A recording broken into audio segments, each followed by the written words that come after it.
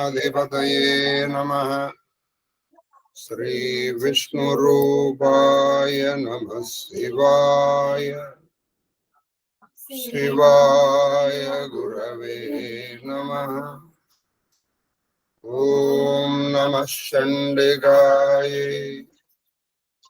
नारायणं नमस्कृत्य नरं चैव नरोत्तमं देवीं सरस्वतीं व्यासं ततो जयमुदीरये।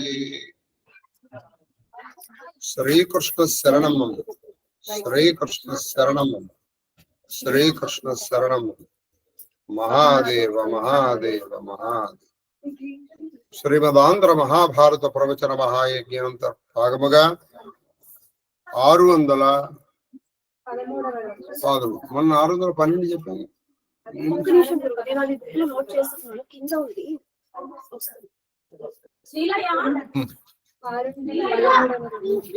613వ రోజు ప్రవచనం శ్రీమదాంధ్ర మహాభారతంలోని 14వ పర్వము శాంతి సప్తకములోని తృతీయ పర్వమైనటువంటి ఆనుశాసిక పర్వంలో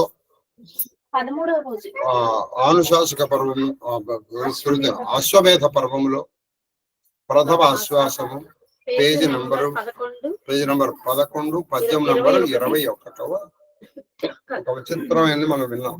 మరుత్ చరిత్ర. ఇది వ్యాసుడు చెప్తున్నాడు. నాయన ఆయన మళ్ళీ చెప్తే నాయన అశ్వమేధ యాగం చెయ్యి, యజ్ఞయాగాదులు చెయ్యి.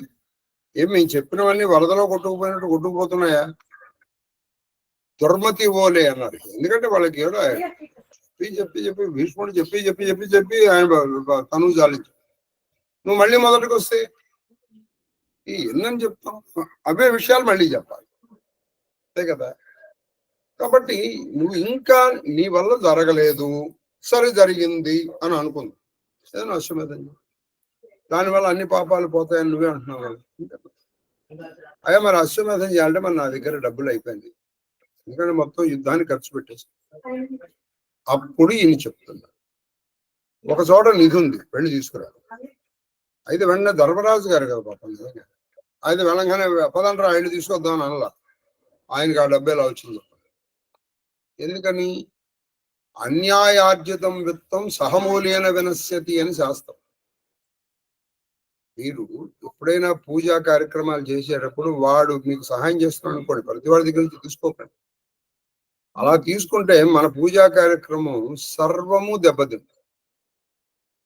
ఎందుకంటే వాడు ఎలా ఆర్జించాడు? మీకు ఈ సందర్భంలోనే 3 విషయాలు చెప్తాను. ఇది మీకు శాస్త్ర ప్రమాణం చెప్తున్నాను. తిరుమల మీరు వెళ్ళారు కదా, అక్కడ ఆ ఫైనాన్షియల్ డిపార్ట్మెంట్ చూసే ఆవిడ లక్ష్మీదేవి. ఆ డబ్బుల్ని 3 భాగాలుగా చేస్తారు. ఒక ఆయన్ను మనం వెళ్తాం, అది రూపాయి కావచ్చు, 10 రూపాయలు కావచ్చు, ఎంతన్నా కావచ్చు, ఏ కోరిక లేకుండా అయ్యా వెళ్ళాము, తిరుపతి వెళ్ళాము, రూపాయి. అటువంటి డబ్బుల్ని మాత్రమే వెంకటేశ్వర స్వామి స్వీకరించి తన అప్పు తీర్చుకోవడానికి ఉపయోగించుకుంటాడు. ఆ డబ్బుల్ని ఆయన అప్పు ఎందుకు తీరట్లేదంటే, ఇన్ని కోట్లు వచ్చినా ఇవాళ ప్రతిరోజు ఇవాళ 3,80,00,000 ఏ రోజు 3 కోట్లు తగ్గట్లేదు. మీరు చూడండి, నేను ఎందుకో అది చాలా జాగ్రత్తగా చూస్తాను. ఏ రోజు తగ్గదు. మరి ఎందుకు తగ్గట్లేదండి? ఆ కుబేరుడు ఇంకా జరుగుతుందంటే ఆయన మొత్తం తీసుకోడు. ఎవరైతే నిష్కామతో కానుకలు వేస్తారో ఆ డబ్బుని మాత్రమే తన అప్పు తీర్చుకోవడానికి వెంకటేశ్వర స్వామి వినియోగిస్తుంది. అంటే లక్ష్మీదేవి అవి తీసి సెగ్రిగేట్ చేస్తుంది. 2, కోరిక తీరితే మనం వెళ్ళి వేసి వస్తాం. అయ్యా నాకు ఈ కోరిక తీరితే నేను 100 రూపాయలు వేస్తాను, 1000 రూపాయలు వేస్తాను, 1,00,000 రూపాయలు వేస్తాను అంటారు. ఆ డబ్బులతో ఇప్పుడు ఈ తిరుమల తిరుపతి దేవస్థానము నిర్వహింపబడుతుంది. అంటే అక్కడ పనిచేసే వాళ్ళ జీతాలు కావచ్చు, అక్కడ పారిశుద్ధ్య కార్యక్రమాలు కావచ్చు, అక్కడ సేవలకి కైంకర్యాలకు కావచ్చు, ఇవన్నీ ఆ డబ్బులతో చేస్తారు. మరి 3వది ఉంది. కొంతమంది వాళ్ళ బ్లాక్ మనీని వైట్ మనీ చేసుకోవడం కోసం అలా కుమ్మరించేస్తారు. ఇవాళ మనం తిరుమలలో చూస్తూ ఉంటాం, కొంతమంది వెళ్ళి ఈ డబ్బు కబ్జా చేశారు. వాళ్ళు ఏం చేస్తారంటే అధిక మాత్రమే కబ్జా చేయగలుగుతారు. అది భగవంతుడు స్వీకరించడు సోగదా, దాని నిర్వహణ కూడా దాన్ని ఉపయోగించారు. వీడు కబ్జా చేస్తారు అంటే ఎవడు తినేస్తున్నాడని మనం వింటూ ఉంటాం కదా,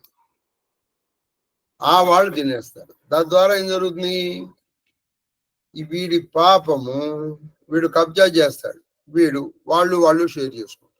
దానికి భగవంతుడికి ఏ సంబంధం లేదు.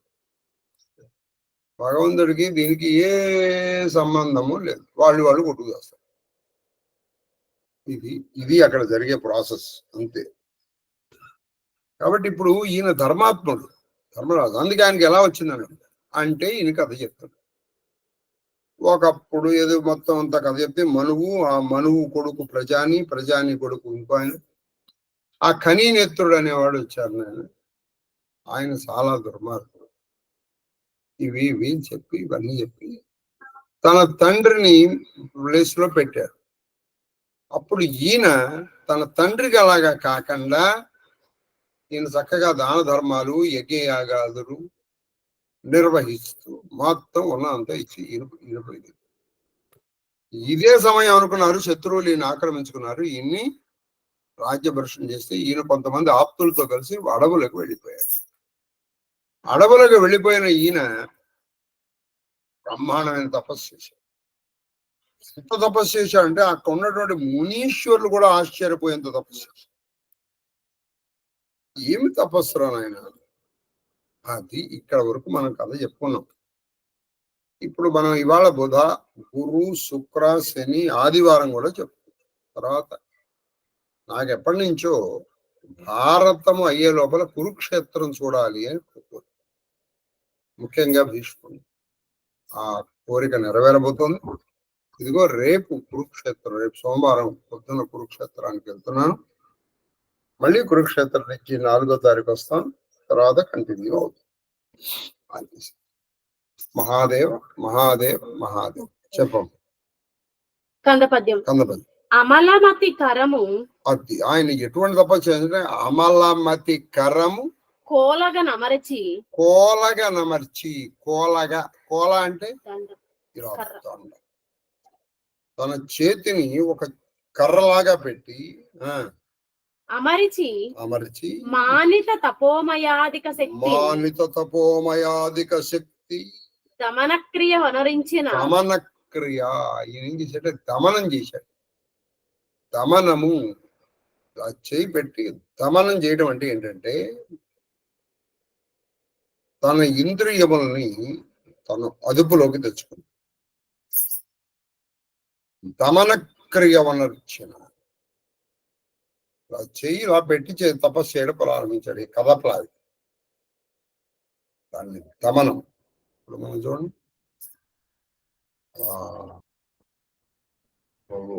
అక్కడ ఒక నిట్ట నిలువుగా కథపక దమనక్రియ ఉనర్చిన అమిత గుణ చెప్ప జట్టలయ్యన దానం అలా చెప్పేటప్పటికి చెప్ప ఏం జరిగింది, చిట్టలు అంటే ఆశ్చర్యం కలిగే ఒక కార్యక్రమం జరిగింది. ఉన్నట్టుండి ఏమిటి ఆ కార్యక్రమం? నేను తపస్సు చేస్తే ఒక విచిత్రమైన జరిగిన కదా, ఒక అద్భుతం. మునీశ్వరులు కూడా ఆశ్చర్యపడి తపస్సు చేస్తారు. కాబట్టి తపస్సైన సాధ్యతే సర్వం. తపస్సుతో ఏదైనా సాధించవచ్చు. కావలసిందల్లా నిష్ఠ. కాబట్టి ఆ పరమనిష్టతో వాళ్ళు తపస్సు చేయడం ప్రారంభించారు. ఆ తపస్సులో ఆ అద్భుతం ఏంటో చెప్తాను వినవయ్యా అని చెప్తున్నారు వ్యాసదేవుడు. కందపద్యం. బట తురగ సామజ రథోద్భట తుర్రగ సామజ రథోద్భట సేనా సముదయము బహుళ రుచి సముత్కట కాంచన రాసులు నచ్చట పొడమెన్ చూడ నక్కజంబగు చూసే వాళ్ళకి పరమాశ్చర్యకరంగా అక్కడ ఉన్నట్టుండి రథములు, ఆ రథములకి సారథులు, అక్కడ గుర్రాలు, ఏనుగు, పట్టులు, ఆ పక్కనే కాంచన సమూహ, కాంచన రాసులు, బంగారపు రాసులు అక్కడ ఉద్భవించేసాయి. పైగా వాళ్ళు ఎలా ఉన్నారు, ఒక్కడు చాలు మొత్తం శత్రు సైన్యాన్ని చంపాడు. అందులో ఏ ఒక్కడో చాలు మొత్తం శత్రు సైన్యాన్ని సమూలంగా నాశనం చేయడం. ఇక ఒక్కడే చాలంటే మిగతా వాళ్ళ గురించి ఏం చెప్పాలా? అందులో మిగతా వాళ్ళ గురించి చెప్పేది ఏముంది? అది సంగతి. ఆ పరిస్థితుల్లో వచనం ఇట్లు బలంబును ధనంబును కలుగుటను, బలంబును ధనంబును, ఆయనకి బలం వచ్చింది, ధనం వచ్చింది. ఈ రెండు పోయినాయిగా ఒకప్పుడు. ఇప్పుడు ఆ రెండు వచ్చాయి. తపస్సులు చూసారా? కాబట్టి తపస్సేన సాధ్యతే సర్వము కలుగుతాయి. కందపద్యం. ఆ నరపతి రయమున రిపు భూనాదుల మీద నడిచి వెంటనే తనకొచ్చినటువంటి సైన్యముతో, తనకున్న ధనరాశులతో రిపు భూనాదుల మీద శత్రురాజుల మీదకి సైన్యాన్ని నడిపించి పోరుల వారిని సేనాయుతముగా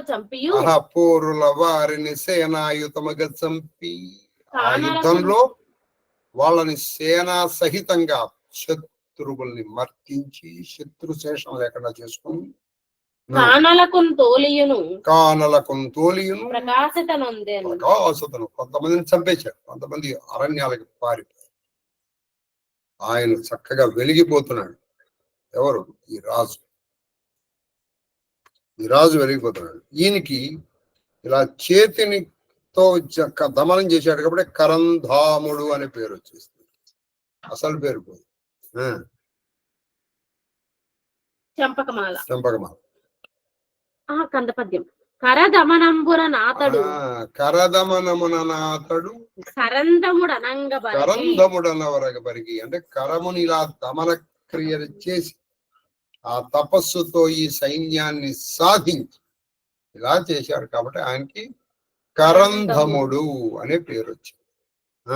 గౌరవమున విస్ఫురణము విభవము శౌర్యము కరుణయు ధైర్యము వెలయగా నిలయేలను. ఆయన ఈ ప్రపంచాన్ని ఏలాడు. ఎలా ఏలాడంటే ధైర్యముతో, శౌర్యముతో, కరుణతో. చూడండి, ఎక్కడ శౌర్యం చూపించాలో అక్కడ శౌర్యం, ఎక్కడ ధీరత్వం చూపించాలో అక్కడ ధీరత్వం, ఎక్కడ కరుణ చూపించాలో అక్కడ ధైర్యము, శౌర్యము, కరుణ, వైభవం ఇన్నిటితో ప్రకాశించే విధంగా ఆయన తన రాజ్యాన్ని సుస్థిరం చేసుకున్నాడు, సుభిక్షం చేసుకున్నాడు. సుభిక్షంగాను సుపరిపాలన అందించాడు. ఎవరు? ఈ రాజు. తర్వాత శమము దమమును సత్య శౌచములు. ఆయన ఏముంది? శమము అంటే అంతరింద్ర నిగ్రహము, బారిద్ర నిగ్రహము, సత్యము, శౌచం, ఇవన్నీ కలిగి యజనశీలత యజనశీలత ఎప్పుడు ఏదో యజ్ఞము యాగం చేస్తూ అనేకమైన అశ్వమేధ యాగాలు చేశాడు ఆయన. విజ్ఞానశీలత అశ్వమేధ యాగములు, అశ్వమేధాధ్వరములు, అంగీరసుడు ఉపదర్శకుండై నయింపపెక్కొనర్చే లోకములందరూ ఎంతో సంప్రీతితో, చాలా తృప్తికరంతో ఆయన స్తుతిస్తూ ఉండగా, నృతిస్తూ ఉండగా, పొగుడుతూ ఉండగా, ఒకటి కాదు, అంగీరసుడు. ఈ అంగీరసుడు బృహస్పతి తండ్రి. ఈ అంగీరసుడు ఉపదర్శనగా అంటే ఆయన ఆధ్వర్యంలో ఒకటి కాదండి, అనేకమైన అశ్వమేధ యాగాలు చేశాడు. అశ్వమేధ యాగ ప్రజలకు సుపరిపాలన, రాజ్యమును సుభిక్షము చేసుకున్నాడు. ఎందుకంటే రాజులు చేసేటువంటి మంచి క్రతువులు ప్రజలకి వెళ్తాయి. నువ్వు చేసుకున్నావు అనుకో, అది నీకే వస్తుంది. కానీ రాజు చేసేది మొత్తం అందరికీ వస్తుంది. అది తర్వాత తరువాతి ఘట్టం వేద వ్యాస మునీంద్రుడు వేద ధర్మజనకు వ్యాస మునీంద్రుడు ధర్మజనకు మరుత్తుని చరితము చెప్పుట. మరుత్తుని చరిత్ర. అసలు మరుత్తు దగ్గర ప్రారంభం ఎలా వచ్చిందో చెప్తున్నారు. కంద పద్యం. అతని మనుమడు మరుత్తుండు అతని మనుమడు. ఇప్పుడు ఈ కనందాముడి మనువుడు ఎవరు? మరుత్తు. ఎందుకంటే అసలు మరుత్తు చేసిన ధనమే ఇప్పుడు వీళ్ళు తీసుకోబోతున్నారు. అందుకని మరుత్తు యొక్క విశేషణాలను ఇక్కడ ఆయన దాని మనుమడు కనత్తుడు, మరుత్తుండు అతులయసుడు, అతులయసుడు, విష్ణు సదృశుడు, అతులయసుడు సాటి లేని యశము కీర్తి గలవాడు. విష్ణు సదృశుడు అంటే విష్ణుదేవుడితో సమానమైనటువంటి వాడు. ఎందులోను? కీర్తిలోను, వైభవములోను, కరుణలోను, ప్రతాపములోను, ప్రభావం. అనదగు విష్ణు సదృశుడు అనదగు అంటే ఈయన విష్ణు సదృశుడా అనొచ్చుట. విష్ణు అంతటి వాడు అనొచ్చుడు. ఎవరిని? మరుత్తుని. నాగాయుత బలుడు అంటే 10,000 ఏనుగుల కలిస్తే ఎంత బలం ఉంటుందో అంత బలం. నాగాయుత బల సంప. ధర్మతత్వ స్థితి విధుడు. ధర్మతత్వ స్థితి విధుడు అంటే ధర్మమేది అధర్మమేది బాగా తెలిసిన వాడు. ధర్మ సూక్ష్మాలని బాగా తెలుసుకున్నటువంటి వాడు. సమిద్ధ బహుళ తేజుండు మంచి తేజస్సుతో వెలిగిపోతున్నాడు. కాబట్టి ఇప్పుడు ఈయన డౌట్ ని ఆల్మోస్ట్ ఇంకా ఆయన చరిత్రకి ముందరే క్లారిఫై చేసేసాడు. ఏమిటి?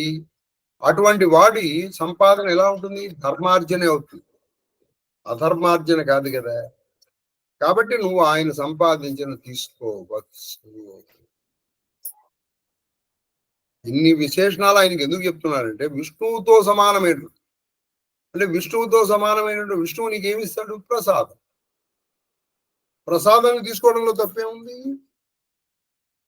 అది తర్వాత ఉత్పలమాల. అమ్మనుజేశ్వరుండు విభవాతిశయంబు వెలుంగా మనుజేశ్వరుడు ఆయన యొక్క వైభవం వెలిగిపోతూ ఉండగా అశ్వమేధం మొనరించుచుండి ఆయన వైభవ అశ్వమేధ యాగాలు చేస్తున్నాడు. ఈ మరుత్తు కూడా తాతగారులాగా. వివిధ స్ఫురితాలయములు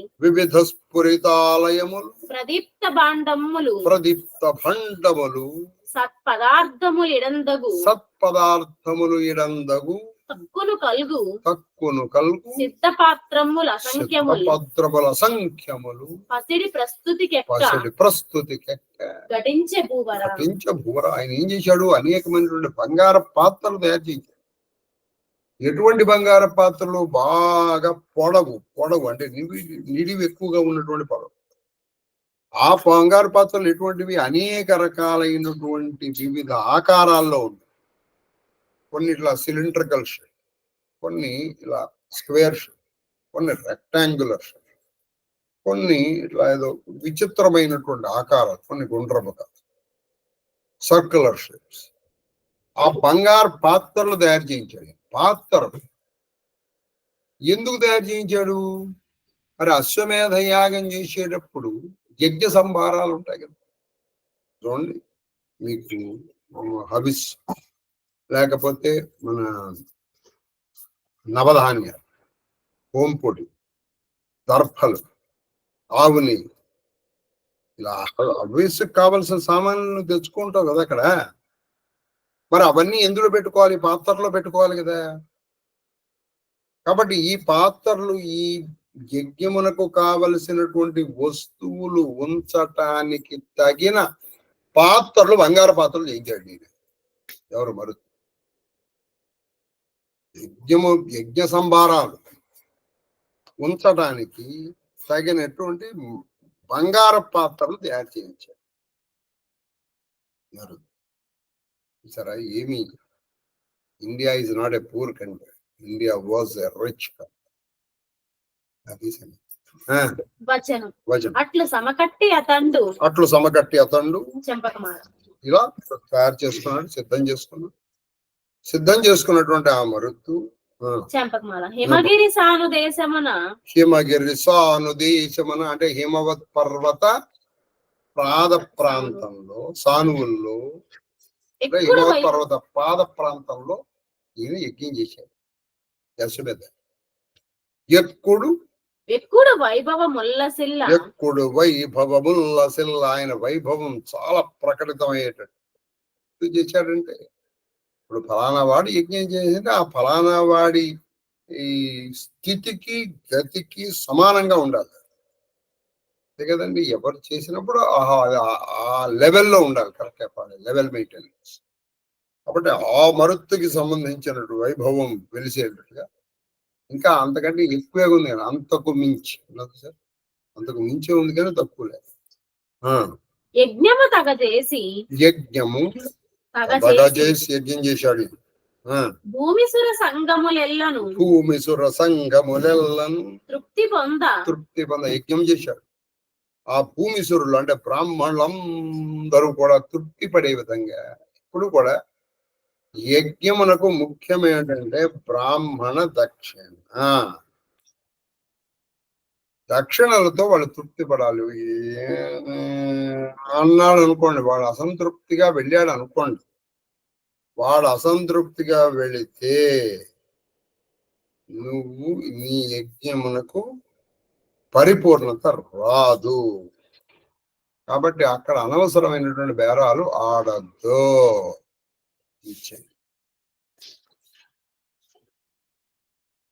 ఇచ్చేయండి, లేదా అనుకున్నది అనుకున్నట్టుగా ఇచ్చేసేయండి. కనీసం ముందర ఏదో మాట్లాడుకుని అనుకున్నది ఏమిటండి మీరు ఇంత చేయిస్తా అన్నారు, అంత చేయించలేదు, ఇక 100 రూపాయలు తగ్గిస్తాను అనద్దు. అదే చేయించాడు, చేయించిన పుణ్య పాపములు ఇంతో మీకు సంబంధం లేదు, మీకు మీ ఫలితం వచ్చేస్తుంది. పరమాచార్యుల వారు కూడా చెప్పారు, మీరు దక్షిణించావు కదా, వాడు మంత్రం చదవలేదు, నువ్వేం కంగారు పడమాట, నీకు వచ్చిన నష్టం లేదు. నువ్వు చేసిన పుణ్యం నీకు వేసేస్తారు, దానికి వచ్చిన పుణ్యమో పాపమో ఆయన అకౌంట్లో అది పడుతుంది. నీకు అనవసరం. అండి మనం అభిషేకం చేస్తానని ఏమీ చెప్పలేదు, ఎందుకు మనకు అనవసరమైన విషయాలు, మనకి ఏ విధంగానూ యజ్ఞము తగ చేసి భూమిసుర సంగములలో తృప్తి పదంగా హేమమొసగే కుప్ప కూరలు అది కుప్ప కూరలు కుప్పలు తెప్పలుగా వాళ్ళకి హేమము భూమిసులు తృప్తి పడడం. బంగారం ఇచ్చాడు, ఎలా ఇచ్చాడు బంగారం లెక్క పెట్టి రండి ఆ కుప్ప మీరు తీసుకెళ్ళి కుప్ప అలా ఇలా పడున్నాయి, ఈ కుప్ప మీది. వాడు ఒక సంచులు కాదు, అలా సంచుల్లో నింపుకోవడమే, అలా అనమాట. కుప్పలుగా ఇచ్చారు. సమగ్ర కుతూహలుడై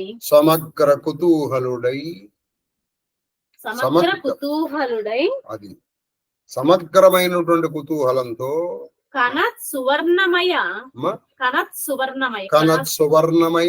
గృహ క్రియోపకరణ అది కనత్ సువర్ణమయ గృహ క్రియోపకరణ ప్రకరంబులు అంటే గృహోపకరణాలు కూడా కుప్పలు తెప్పలుగా బంగారంతో పాటు గృహోపకరణాలు అంటే గ్లాసు, చెంబు, పళ్ళెం, ఎటువంటి ఒక పాత్రలు ఇంట్లో వాడుకోవడానికి. కొంతమంది బంగారపు గ్లాసులు, బంగారపు చెంబులు, బంగారపు పళ్ళెలు, బంగారపు చెంచాలు, గృహోపకరణాలతో. ఇది ఆ కుప్పల్లో ఇవి లేవు, వీటితో పాటు ఇవన్నీ చూసేటప్పటికి వాళ్ళకి చాలు స్వామి ఇచ్చారు కదా, చాలండి అలా ఇవ్వాలండి, ఒక్కటైనా చేయండి అలా చాలండి, ఇస్తారు చాలు అన్నారు. తర్వాత విశేషంలో యజ్ఞ సాఫల్యం దానం యొక్క యజ్ఞ సాఫల్యం దానం మీదే. మీరు యజ్ఞ సాఫల్యం ఎలా కావాలంటే ఒకటే, స్వామి చాలు. అందుకే మీరు 100 రూపాయలు ఒప్పుకున్నారు, 150 ఇచ్చేయండి. అయ్యా మీరు ఛార్జీలు ఆటోలో వెళ్ళారు కదా, ఇంకో 10 రూపాయలు ఇస్తాను, ఇంకో 50 రూపాయలు ఇస్తాను. మరి ఆటో వాడికి కొంచెం ఎక్కువ తీసాను, ఇంకో వద్దులేండి సార్ ఇందులోంచి ఇస్తాను అలా అన్నారు. మహాదేవుడి దయవల్ల మళ్ళీ ఒక్కడ మార్పు అహంకారంతోనూ అభిజాత్యంతోనూ చెప్పే మాటలు మహాదేవుడి మొన్న మీ అందరూ నన్ను బొమ్మలాగా కూర్చోబెట్టి చేయించారు లక్షవర్తి నోము. అది అలాగే జరిగింది. వాళ్ళు చివరికి ఇచ్చారు కదా సార్, ఒకళ్ళు ఇచ్చారు కదా. అది యజ్ఞ సాఫల్యం. యజ్ఞ సాఫల్యం ఆఖరిది వాళ్ళే పూర్తి చేశారు కొన్ని నిమిషాల క్రితం. మహాదేవ్ వచనం అని చెప్పి ఇది మరుత్తుని ఆభిజాత్యంబును, ఇది మరుత్తుని ఆభిజాత్యము తదీయ విత్త విశేషంబును ఎరింగించుట. అది ఇది ఏంటంటే ఆయన యొక్క గొప్పతనము, ఆయన యొక్క విత్త విశేషం అంటే డబ్బుల యొక్క ఎంత ఉన్నాయో అని చెప్పడానికి గురించి ఇవి చెప్పాను నేను. ఎలా ఇచ్చాడయ్యా అంటే ఊరికే కుప్పరాలు కాదు, గృహోపకరణాలు ఇవన్నీ అని చెప్పి. తర్వాత అవిత్తంబతనికి దొరకొనిన తరంగు ఎరింగేదా. నువ్వు ఇప్పుడు వెంటనే ఒకటి అడగచ్చు, నువ్వు అడగపోరా నేను చెప్పేస్తా. ఇంత డబ్బు ఇంత విత్తము ఆయనకి ఎక్కడిది, ఆయనకి ఎలా దొరికిందో నేను చెప్తాను. ఏంటంటే మనం కూడా ఇచ్చాం, ఏదో ధనం ఇచ్చాం తప్పితే మళ్ళీ గృహోపకరణాలు వనరాసులు ఇవ్వలేదు అంటే. ఆయనకి అంత దిగలా వచ్చిందో నేను చెప్తాను విన్నాయన అన్నారు. ఎవరు మరుతుంది. తదు అంచిత క్రతుక్రియా ప్రకారమును ఆయన చేసినటువంటి గొప్ప యజ్ఞయాగాలు ఎంత గొప్ప కూడా నేను మీకు చెప్తాను వినండి. అట్లు కరంధముడన పరంగి మనువంశ దీపకుండై పేర్చిన ఆ భూపతి నిజ తప ప్రభావమున మహానుభావుండగు అంగీరసుండు తనకు ఉపద్రష్టయై అనేక అశ్వమేధములు చేయించడం చేసి ఆవహించిన మహీపతులెల్ల కొలువన్ పూజ్య సామ్రాజ్యం అనుభవించి తన వలచిన ఎప్పుడ తనుగు తోడన ఊర్ధ్వలోకంబున జని. ఇప్పుడు మీకు మళ్ళీ తాతగారి దగ్గరికి వెళ్ళారు. కరంధాముడని పేరు తీసుకున్నారు కదా తాతగారు, మరు తాతగారు. ఆయన అంగీరసుడు ఉపద్రష్టగా అనేకమైనటువంటి అశ్వమేధములు చేసి చివరికి వరం వచ్చింది. ఎలా వచ్చింది, నాయన నువ్వు ఎప్పుడు రావదలుచుకుంటే అప్పుడు సశరీరంగా అంటే బొందితో నువ్వు ఊర్ధ్వలోకాలకు వెళ్ళిపోవచ్చు. నువ్వు ఎప్పుడు కావాలంటే అప్పుడు. వాయికి లేదు, అటువంటి వైభవాన్ని పొందాడు ఎవరు, ఆ తాతగారు కరంధం. ఆయన అటువంటి అశ్వమేధాలు చేసి ఆయనకి ఉపద్రష్ట ఎవరయ్యా, అంగీరస్ చేసి అనేక వైభవాలు చేసుకున్నాడు. అల్లుళ్ళు వేశాడు. చివరికి ఒక రోజు చాలు సాటిస్ఫాక్షన్ మనకు ఉండాలండి. ఇహ చాలు అనిపించాలి. ఎవరికైతే ఈ పాయింట్ ఆఫ్ సాటిస్ఫాక్షన్ ఉండదో వాడికి ఏమన్నా ఇవ్వండి, వాడికి ఏమన్నారండి. అందుకు మనకి రిటైర్మెంట్లు ఇవన్నీ చెప్పింది. చాలరా, ఇన్నాళ్ళు సంపాదించాం, తిరిగి ఆపే. అలాగే డబ్బులు, అలాగే వైభవాలు, అలాగే భోగాలు, అలాగే అనుభవాలు అన్నీ. ఆయనకి వరం ఉంది చాలు కాబట్టి ఇప్పుడు అదే మన వరం మనకి ఇచ్చాడుకోండి, మనం చస్తే చాలం. ఒరే యారా అంటే ఆగండి, నన్ను రమ్మన్నారుగా, నేను ఇక్కడే ఉంటాను. అందుకే మనకి రాదు అది. మనకు అది ఎందుకు రాదయ్యా అంటే మనకు అది వస్తే మనం వెళ్ళం. కానీ ఆయన అలా కాదు, చూశాడు, బాధ్యతలు చెప్పేశాడు, ఎదరలేదు, వెళ్ళిపోయాడు. అని ఊర్ధలోకానికి వెళ్ళిపోయి మనుజపతి తనయుండు చూడండి ఆ వైభవం, గొప్ప వైభవం. ఆయన చేసినటువంటి అశ్వమేధ యాగాల ప్రభావం వల్ల ఆయనకి స్వేచ్ఛామరణం వచ్చేసి ఈ మహానుభావుడి యొక్క కొడుకు అవిక్షిత్తు. ఇది కరంధాముడి కొడుకు అవిక్షిత్.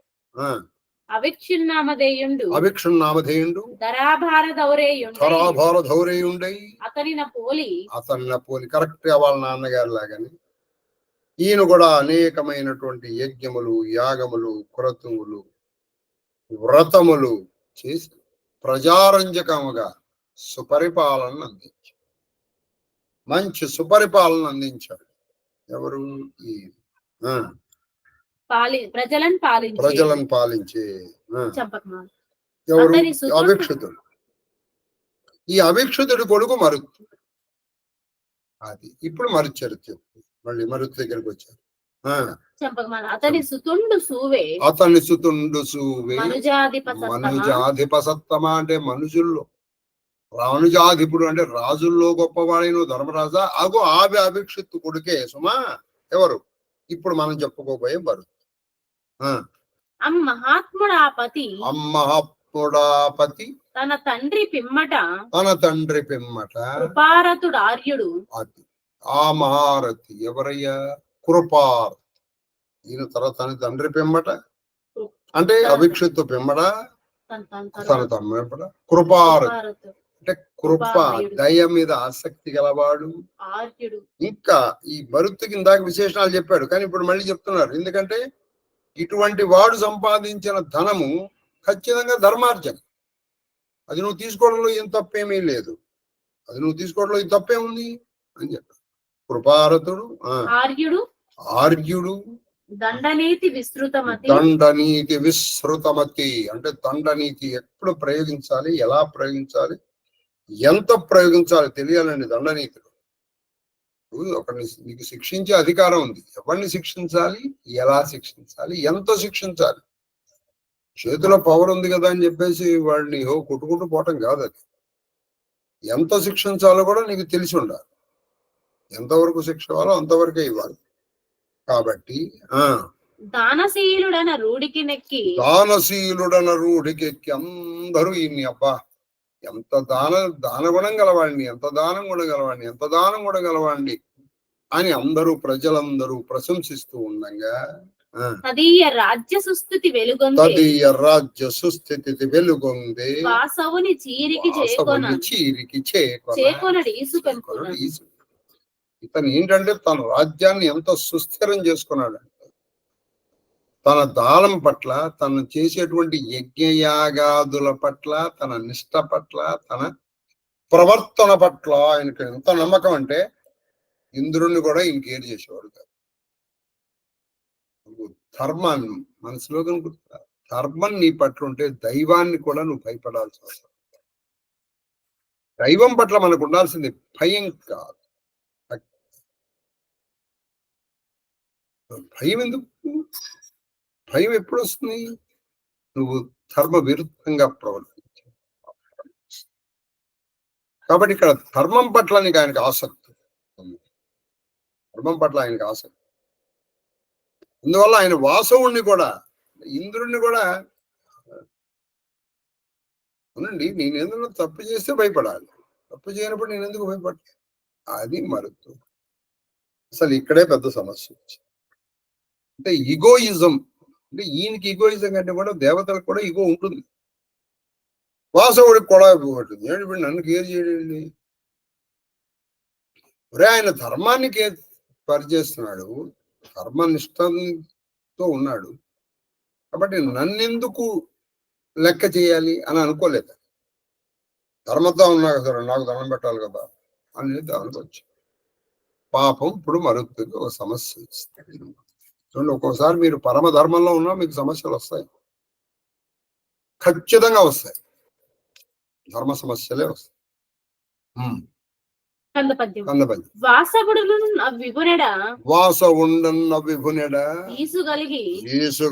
ఆ ఇంద్రుడు కూడా ఈయన పట్ల ఈర్ష్య పెంచుకున్నాడు. ఈయన ఈర్ష్య పెంచుకోవడానికి రెండు కారణాలు.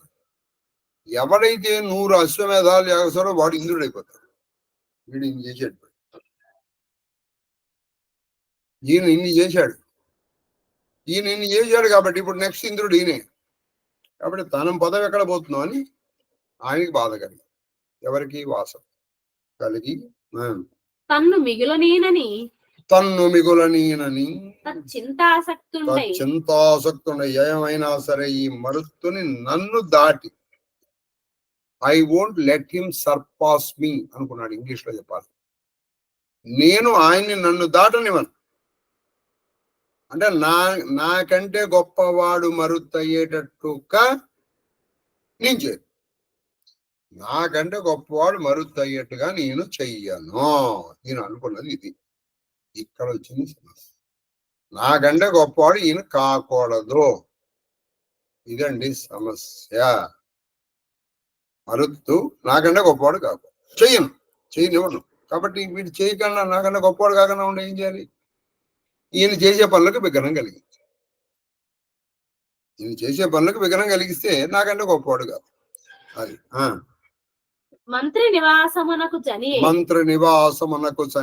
పూర్వవంశ ప్రవర అంటే పూర్వవంశంలో శ్రేష్ఠుడైన ఓ ధర్మరాజా, వ్యాసదేవుడు చెప్తున్నాడు. ఈయన తన మంత్రి, తన పురోహితుడు అయినటువంటి బృహస్పతి ఇంటికి వెళ్ళాడు. ఏది? ఈ మనసులో ఈ నిశ్చయం చేసుకుని ఏ పరిస్థితుల్లోనూ మరుత్తు తనకు మించినటువంటి వాడు కాకూడదు అని నిశ్చయం చేసుకుని వెళ్ళాడు. వెళ్ళి శని అతని తోడ వెళ్ళి ఇలా అంటున్నాడు. వెళ్ళి ఆ ఇంద్రుడు, స్వర్గలోకాధిపతి అయినటువంటి ఇంద్రుడు, ఆ ఇంద్రుని మంత్రి పురోహితుడైనటువంటి బృహస్పతితో ఇలా అంటున్నారు. ఏమంటున్నారంటే అనగా, ఓ పాపము లేని బృహస్పతి గురుగారు, మరుత్తుండు నిన్ను వరింపదలంచు తన యజ్ఞమునకు ఉపద్రష్ట కాగా ఆయన ఇంకో యజ్ఞం చేస్తున్నాడు. ఆ యజ్ఞానికి నిన్ను ఆయన తన ఉపద్రష్టగా అంటే ప్రధాన ఆధ్వర్కుడుగా నిన్ను వరిస్తాడు. నాకు వేగుల వల్ల అంటే ఇంటెలిజెన్స్ విభాగం వల్ల నాకు వచ్చిన ఇన్ఫర్మేషన్ ఏమిటయ్యా అంటే, నిన్ను ఆయన వరించబోతున్నాడు. అది సరి. అమరాధిపతి అగునట్టి నాకును చేసి ఉపదర్శనం ఒక్క మర్త్యునకు చేత నీ పెంపునకు హాని కాది. నన్ను విడిచి చూడండి, ఒక టెక్నికల్ పాయింట్. నువ్వు ఎవరికి ఇంతవరకు ఉపదర్శనవి? నాకు. ఎవరి? నేనంటే త్రిలోకాధిపతి అయినటువంటి మహేంద్రుడు. ఇప్పుడు నువ్వు ఆయన నిన్ను భరించబోతున్నాడు. మహేంద్రుడు అంతటి వాడికి ఉపద్రష్టమై ఇప్పుడు కేవలం ఒక మర్త్యుడికి, ఆ మర్త్యుడు అంటే మర్త్యుడు అంటే నాశనమయ్యేటువంటి స్వభావం గలవాడు. మనందరం మానవులు అంటే ఏదో ఒక రోజు నశించిపోతాం. నేను అమరుణ్ణి, మరోలోకాలను అంటే నాశనమయ్యే స్వభావం లేదు. అటువంటి నాకు నువ్వు ఉపద్రష్టు. ఇప్పుడు కేవలం ఒక మర్త్యుడికైతే నీ నీ పెంపు, నీ హాని కావటం, అది నీ ప్రెస్టేజ్, నీ స్టేటస్, నీ డిగ్నిటీ, నీకు అది భంగం కాదు. ఒక విషయం ఆలోచించు అన్నాడు. ఈ స్టేటస్ కి అందుకని నువ్వు ఫలానా వాడివి. ఒక రాజపురోహితుడు అనుకోండి, అని మామూలు వాడింటికి వస్తాడా? రాడు కదా. రాజపురోహితుడే మామూలు వాడింటికి రాదంటే నువ్వు దైవ పురోహితుడివి, అందులోనూ మహేంద్రుడి పురోహితుడివే. మహేంద్రుడి నువ్వు కేవలం ఒక మానవుడి దగ్గరికి వెళ్తావా? అది నీకు హాని. కాబట్టి ముందర ఆయన ఒప్పకనాన్ని చేశాడు. అది ఆయన ఒప్పుకోకుండా లేదు. అదే నాయన, ఈయన ధర్మం చెప్పాడు అనుకో, నాయన నిన్ను ఎవరు పిలిచినా వెళ్ళాలి అనే నియమం నాకుంది అని అన్నాడు అనుకో. అప్పుడు ఏం చేద్దామంటే ఓ పని చేసి ముందర టెక్నికల్ పాయింట్ సైకాలజీ, నువ్వు ఓ పని, అది నీకు మంచిది కాదు, నీ లెవెల్కి సంబంధించింది. అయినా నువ్వేదో నేను వెళ్ళాలి నేమో అని చెబితే అని అనుకోవడానికి ఆయన చెప్పలా. చెప్పావు అనుకో, నన్ను వదిలేసి ఆయన దగ్గర, లేదా ఆయన కావాలనుకుని నన్ను వదిలేసి నేను కావాలనుకుంటే ఆయన దగ్గరికి వెళ్ళాలి. నన్ను విడిచి అతని యజ్ఞ విధులు నడుపు. అది నన్ను విడిచి ఆయన యజ్ఞ విధులు నడుపు. నువ్వు వెళ్ళు హాయిగా. అయితే నువ్వు నా దగ్గర రావాలి, నేను వేరే వాళ్ళని చూసుకో. ఇది నీకు అనమాట. నన్ను విడిచి ఆయన యజ్ఞ విధులు నడుపు, లేదా రెండో ఆప్షన్. ఆతని తొరగి మదాప్తత మెరయు ఆయన్ని వదిలేసి నాకు ఆప్తుడిపై, నాకు అంతంలో నేను అమరాధిపుణ్ణి,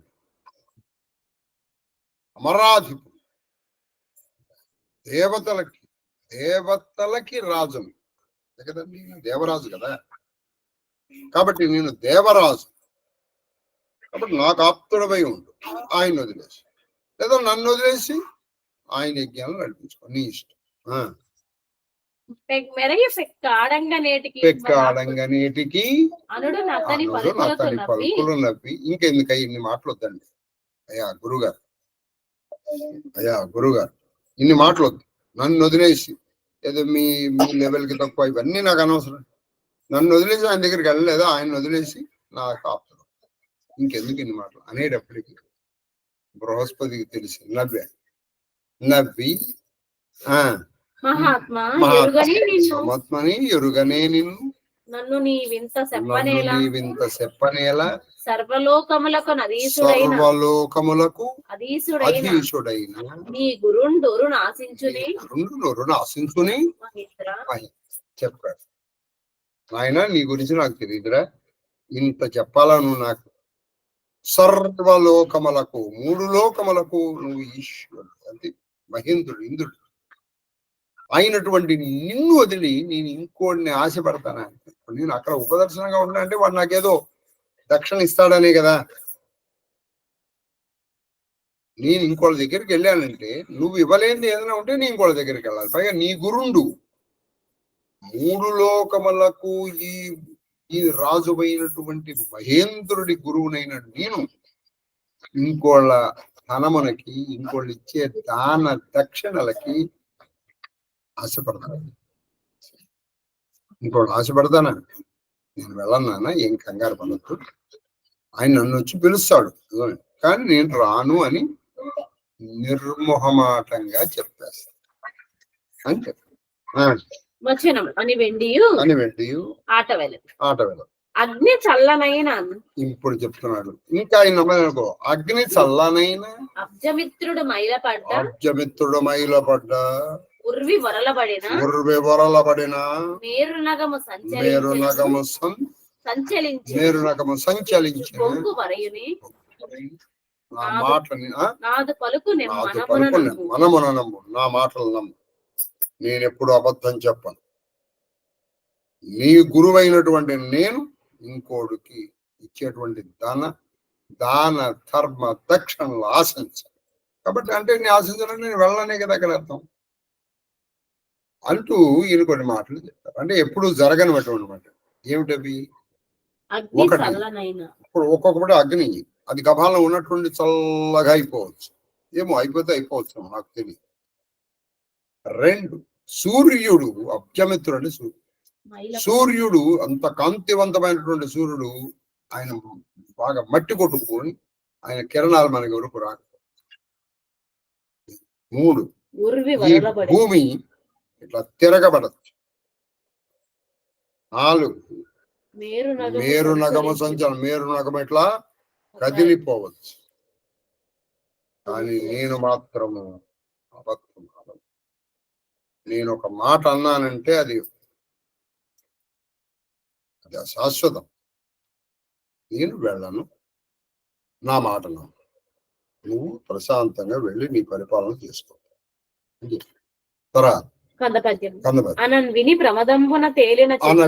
అనవిని ప్రమదమున తేలిన చిత్తముతోడ సమదలీలంజనియే. సో నా వినేటప్పటికి చాలా ప్రమదముతో, ఆనందముతో, పుట్టినతో సమదముగా, అంటే ఆనందముగా ఆయన వెళ్ళిపోయాడు మహేంద్రుడు. ఎక్కడికి? తన ఇంటికి. సురల అనురాగము పొందనింద్రుడు. అమల చరిత్ర, ఓ అమలమైన మాలిన్యము లేని చరిత్ర కలిగినటువంటి ఓ ధర్మరాజా, సురలు, దేవతలు చక్కగా ఆనందించారు. ఇక్కడ దేవరాజు ఆనందించాడు, వాళ్ళు ఆనందించారు. సరే, తర్వాత శేషపద్యం. అది అంతయును విని మరుత్తుడు త్రిదశాచార్య కడకు ఈయనంగా విన్నాడు. ఇలా కూడా ఈయన వెళ్ళి ప్రయత్నం చేశాడు. త్రిదశులు అంటే దేవతలు, త్రి అంటే 3, దశ అంటే 10, 3 10లు 30.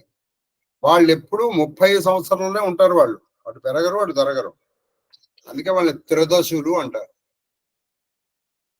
కాబట్టి త్రిదశాచార్యులు, దేవతలకు ఆచార్యునటువంటి బృహస్పతి దగ్గరికి మరుతుడు వెళ్ళి అతని తోడ నీకెరింగించి అతని తోడ నీకును ఎరింగించి నీ పంపున ఏడు సంభారములనెల్ల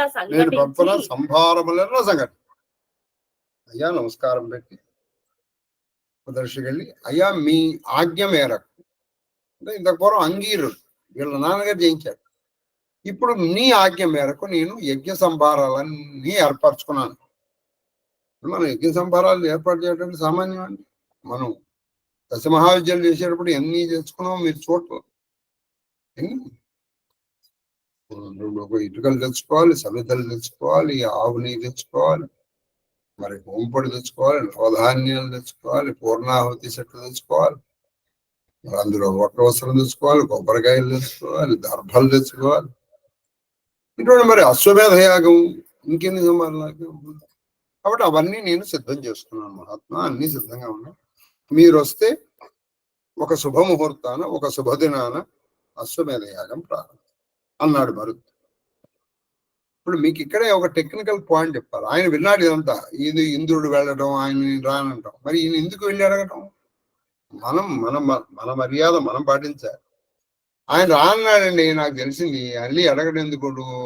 రాని వారిని పిలవబెడు. కానీ ఈ గురువు పట్ల చాలా జాగ్రత్తగా ఉండాలని, గురువు పట్ల మనం చాలా మందికి ఎలా ఉండాలో తెలియదు. అందుకే దెబ్బతింటున్నారు. సంఘటించి యజ్ఞాచరణమునకు అమరి ఉన్నవాడు. అయ్యా యజ్ఞాచరణమునకు నేను సిద్ధంగా ఉన్నాను. అది ఇప్పుడు కొంతమంది అంటున్నారు చూడండి, మీరు మళ్ళీ దొల్లుకుంటూ వచ్చి నాకు ఓట్లు వేస్తే మిమ్మల్ని దోచుకోవడానికి నేను మళ్ళీ 5 సంవత్సరాలు సిద్ధంగా ఉన్నాను. మీరు హాయిగా దొల్లుకుంటూ వచ్చి నాకు ఓట్లు వేయండి, 5 సంవత్సరాలు నేను హాయిగా మిమ్మల్ని దోచుకుంటాను. ఇప్పటి వరకు దోచుకున్నవి దాచుకున్నాను. అప్పుడు ఆ దాచుకున్నవి కొంచెం సేఫ్ పేట్లో దాచుకుని అయ్యా దానికి కాబట్టి ఈయన యజ్ఞాచరణ మనకు శక్తి. నీవు ఉపదర్శనము చేయుటకు రమ్ము. నువ్వు నా చేత నడిపించడానికి ప్రధాన అధ్వర్కులపై మన ప్రధాన అధ్వర్కులు పెట్టుకున్నాం. కాబట్టి నువ్వు అంటే ఆయన ఆధ్వర్యంలో ఇవన్నీ జరుగుతాయి.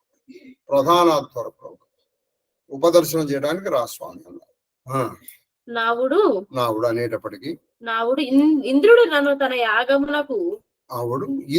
తన యాగమునకు మొన్న వరించినాడు. అయ్యో, నువ్వు రావడానికి కొన్ని గంటల ముందరే ఇంద్రుడు ఒక యాగం చేస్తున్నాడు అయ్యా. ఆ యాగానికి నన్ను ఉపదర్శనగా ఆయన వరించాడు. నేను వస్తానని చెప్పాను. అప్పట్లో బ్రాహ్మణులు కదా వాళ్ళు. సరే, ఆయన అయిన తర్వాత నేను దగ్గరికి వస్తాలే, రాలా. వాళ్ళు ఎవరో ఒకళ్ళ దగ్గరికే వెళ్తారు. దక్షిణలకు ఆశపడి ఇక్కడ సుఖం అక్కడ సుఖం, అక్కడ సుఖం ఇక్కడ సుఖం చేయడు. ఒకప్పుడు అనేవాడు తిరుపతిలో ఈ క్షురకుల్లాగా. ఇప్పుడు లేదులేండి. తిరుపతి క్షురకులు ఏం చేస్తారంటే వాడికే అన్ని రావాలని చెప్పేసి మనం 4 వెళ్ళామనుకోండి, మనకి సోహం చేసి ఒక్క నిమిషం అని వాడు పక్కకి వెళ్ళిపోతాం. మనం ఎలాగో ఇంకోటి దగ్గరికి వెళ్ళాం. వీడు స్టార్ట్ చేసింది ఇంకోటి ఒప్పుకోడు. అలా 3 దగ్గరికి వెళ్ళి మళ్ళీ మన దగ్గరికి వస్తాడు. అందుకే తిరుపతి వాళ్ళగా ఏమిట్రా సోహం చేసి వెళ్ళిపోయావు అంటారు. మనం ఇంకోటి దగ్గరికి వెళ్ళాం, వాడు తీసుకోవడం, వీడు తొందరగా రాడు. వీడు అందరినీ చూసుకుని అప్పుడు ఎవరు లేరు అనుకున్నప్పుడు అప్పుడు మన దగ్గర. అలా కాబట్టి మేము యాగమునకు మొన్న వరించి ఉన్నవాడు నన్ను వరించి ఉన్నాడు. నాకు నెట్లు రావచ్చునని నేను ఎలా రాగలనయ్యా అన్నాడు. ఆ ఇంద్రమంత్రి అట్లు పలికిన మా తాత కనక నీదు తండ్రి సంప్రీతితో ఉపదృష్టి. అయ్యా, మా తాత అయినటువంటి ఆ కరంధాముడు, ఆయనకి మీ తండ్రి అంగీరసుడు ఆయన ఉపద్రష్ట అయ్యారు. అట్లా కృపసేయమని పలికిన అట్లా కృపసేయమని. అయ్యా మా తాతగారికి మీ నాన్నగారు ఉపద్రష్టారు, మా తాతగారికి మీ నాన్నగారు ఉపద్రష్ట అయినట్టే నాకు మీరు ఉపద్రష్ట కావాలి, నన్ను అనుగ్రహించండి అన్నాడు మరుదు. వినయంగా, వినయము గాని ఎక్కడ ఆయనకి వినయం తగ్గలేదు. అది గుర్తుపెట్టుకో. తర్వాత చెంపకమాల. విని దిశ నుండి అమర్త్యులకు, విని ధిషణుండు అని బృహస్పతి. ధిషణుడు బృహస్పతికి అనుకున్న పేరు. ఆ బృహస్పతికి ఉన్న పేరులో వాచస్పతి అంటే బృహస్పతి. ధిషణుడు అంటే విని ధిషణుండు విన్ననువప్ప అమర్త్యులకు విన్ననువప్ప క్రతు ప్రయోగముల్ మనము దలెర్పగా నడపి మర్తుని యాగము నొజ్జకాగా చాలని ఇది నిజంబా ఇంకా అనులాపకమునర్పక పొమ్ము వేర ఒక్క ఉపదర్శనమునకు కైకొనము ఆరసి నీవు నావుడు.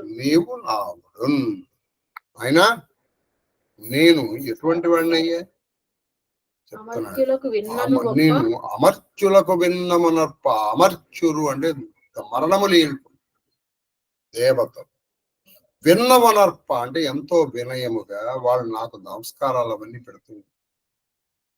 వాళ్ళ క్షేమము, వాళ్ళ యొక్క అభివృద్ధి, వాళ్ళ పెంపు సొంపు కోరి నేను వాళ్ళకి ఉపద్రష్టగా ఉన్నవాడు. నేను కేవలం ఒక మనుష్యుడికి ఉపద్రష్ట ఎలా ఉన్నాయా? మీకు అర్థమయ్యే భాషలో చెప్తానండి. ఒక ఆయన 10th క్లాస్ పాఠం చెప్తాడు, ఉన్నట్టుండి నువ్వు 2nd క్లాస్ పాఠం చెప్పానండి వాడు రిజైన్ చేసి వెళ్ళిపోతాడు. ఎందుకని వాడికి చెప్తారండి. MA ప్రొఫెసర్ని తీసుకొచ్చి మీరు 10th క్లాస్ టీచర్గా చెప్తే ఆయన చెప్తారండి. ఎందుకంటే ఆయన లెవెల్ వేరు, ఆ పరిస్థితి వేరు, ఇక్కడ ఈయన పరిస్థితి వేరు. నేను ఎలా ఒప్పుకోను? అది కాని పని. అది కాని పని కాబట్టి అది ఒప్పుకోను. ఇక నువ్వు నీ అనులాపలు, నువ్వు వినయం నా దగ్గర చూపించండి, వెళ్ళిపో. నువ్వు ఇంకా ఎవరినైనా చూసుకో. నువ్వు మనుషుడివి, నేనేమో దేవతలకి పురోహితుడిని, దేవతల పురోహితుడిని నేను మనుషులకి ఎలా వస్తానయ్యా? ఒక విధంగా ఆయన కొంచెం మనసు చివుక్కుమనేటట్టే మాట్లాడాడు పురస్పరం. తర్వాత జనపతి లజ్జతుండై అయ్యో కేవలం నేను మనుషుడిని అని చెప్పి బృహస్పతి నా ఉపదర్శనానికి ఒప్పుకోలేదా అనుకున్నాడు. లజ్జితుడు కొంచెం సిగ్గుపడి మగిడి వచ్చి ఎదుర నారదున్ గని వినయం బెసగా వినతుండై నిలిచిన అమ్ముని అతనిని కనుగొని ఎటబోయి వచ్చదు ఏల వెన్ననై ఉన్నవాడవు నీ తెరంగెరింగిపోము విధంబునైన నీ విషాదము మాంచదా అనుటయు మనుజవరుండు మది ఆధ్వరంబునకు ఆంగీరసును ఆంగీరసుడు అంటే అంగీరుడు కొడుకు ఆంగీరసు. ఇక్కడ మీరు అంగీరుడు కొడుకు ఆంగీరసుడు ఉపాధ్యాయునిగా వరింప పోయితి. ఆ దేవగురుండు నన్ను దూషించి పరిత్యజించి ఇంకా నేటికి బ్రతుకునని పలికినన్న పరమ సంయమి అప్పుడమరేనితో బృహస్పతి నిన్నొల్లకొన్ననేమి అంగిరసుని పిన్న కొడుకు ఆంగి కాదు అంగీరసుని పిన్న కొడుకు సంవర్తుండా దిశను చేత ధిక్కరింపబడి సకలంబును విడిచి సకలమును విడిచి వెడలి వైరాగ్యము పెంపున దిగంబరుడై తిరుగుచున్నవాడు అతని పాలికి నరుకుము. మహాత్ముండు ఉపదర్శనం ఆచరించు సంతసిల్లి ఆ భూవరుండిట్లని. ఇక్కడ వరకు ఎందుకు ఆపలేదంటే కంటిన్యూషన్ బాగా అర్థమైపోతుంది. సరే ఈయన చాలా సిగ్గుపడి తర్వాత చాలా విషాదముతో ఆయన నడిచి వస్తున్నాడు. వెళ్ళిపోతూ ఉండగా ఆయన అదృష్టానికి ఆయనకి ఎదురుకుండా నారదుడు వచ్చి, ఏమయ్యా మరుతు బాగున్నావా? నమస్కారం అండి. ఏమిటి అలా ఉన్నావు? చాలా ఉత్సాహంగా ఉల్లాసంగా ఉండేవాడు. ఇవాళ చాలా దిగులుగా కనిపిస్తున్నావు. ఎక్కడి నుంచి వస్తున్నావు? ఏమైంది? నువ్వు నీ కథ ఏమిటో నాకు చెప్పు. నేను ఏమైనా సరే నీ విషాదాన్ని, నీకు కలిగినటువంటి దుఃఖాన్ని నేను పోగొడతాను కదా. నేను మైహూనా అన్నాడు. ఎవరు? నారదు. అనేటప్పటికప్పుడు చెప్పుకున్నాడు, అయ్యా నేను ఇట్లా యాగం చేద్దాం అనుకున్నాను. ఆ యాగం చేయడానికి ఆంగీరసుని అంటే బృహస్పతిని ఉపదర్శనముగా రమ్మని ప్రార్థన చేశాను. ఆయన రాలేదు సరికదా, నన్ను దూషించి నన్ను వెళ్ళిపోమన్నారు. అందుకని నేను బాధపడుతున్నాను. ఓయ్ అత్తేనా, దానికి బాధ ఎందుకోయ్? ఈ అంగీరసుడు కొడుకు అంటే బృహస్పతికి వాళ్ళ నాన్నగారి ఇంకో కొడుకున్నాడు. ఆయన పేరు సంవర్తుడు. ఈ సంవర్తుడు ఎవరో తెలుసా మీకు? బహుశా మీకు ఈ పేరు వింటారు.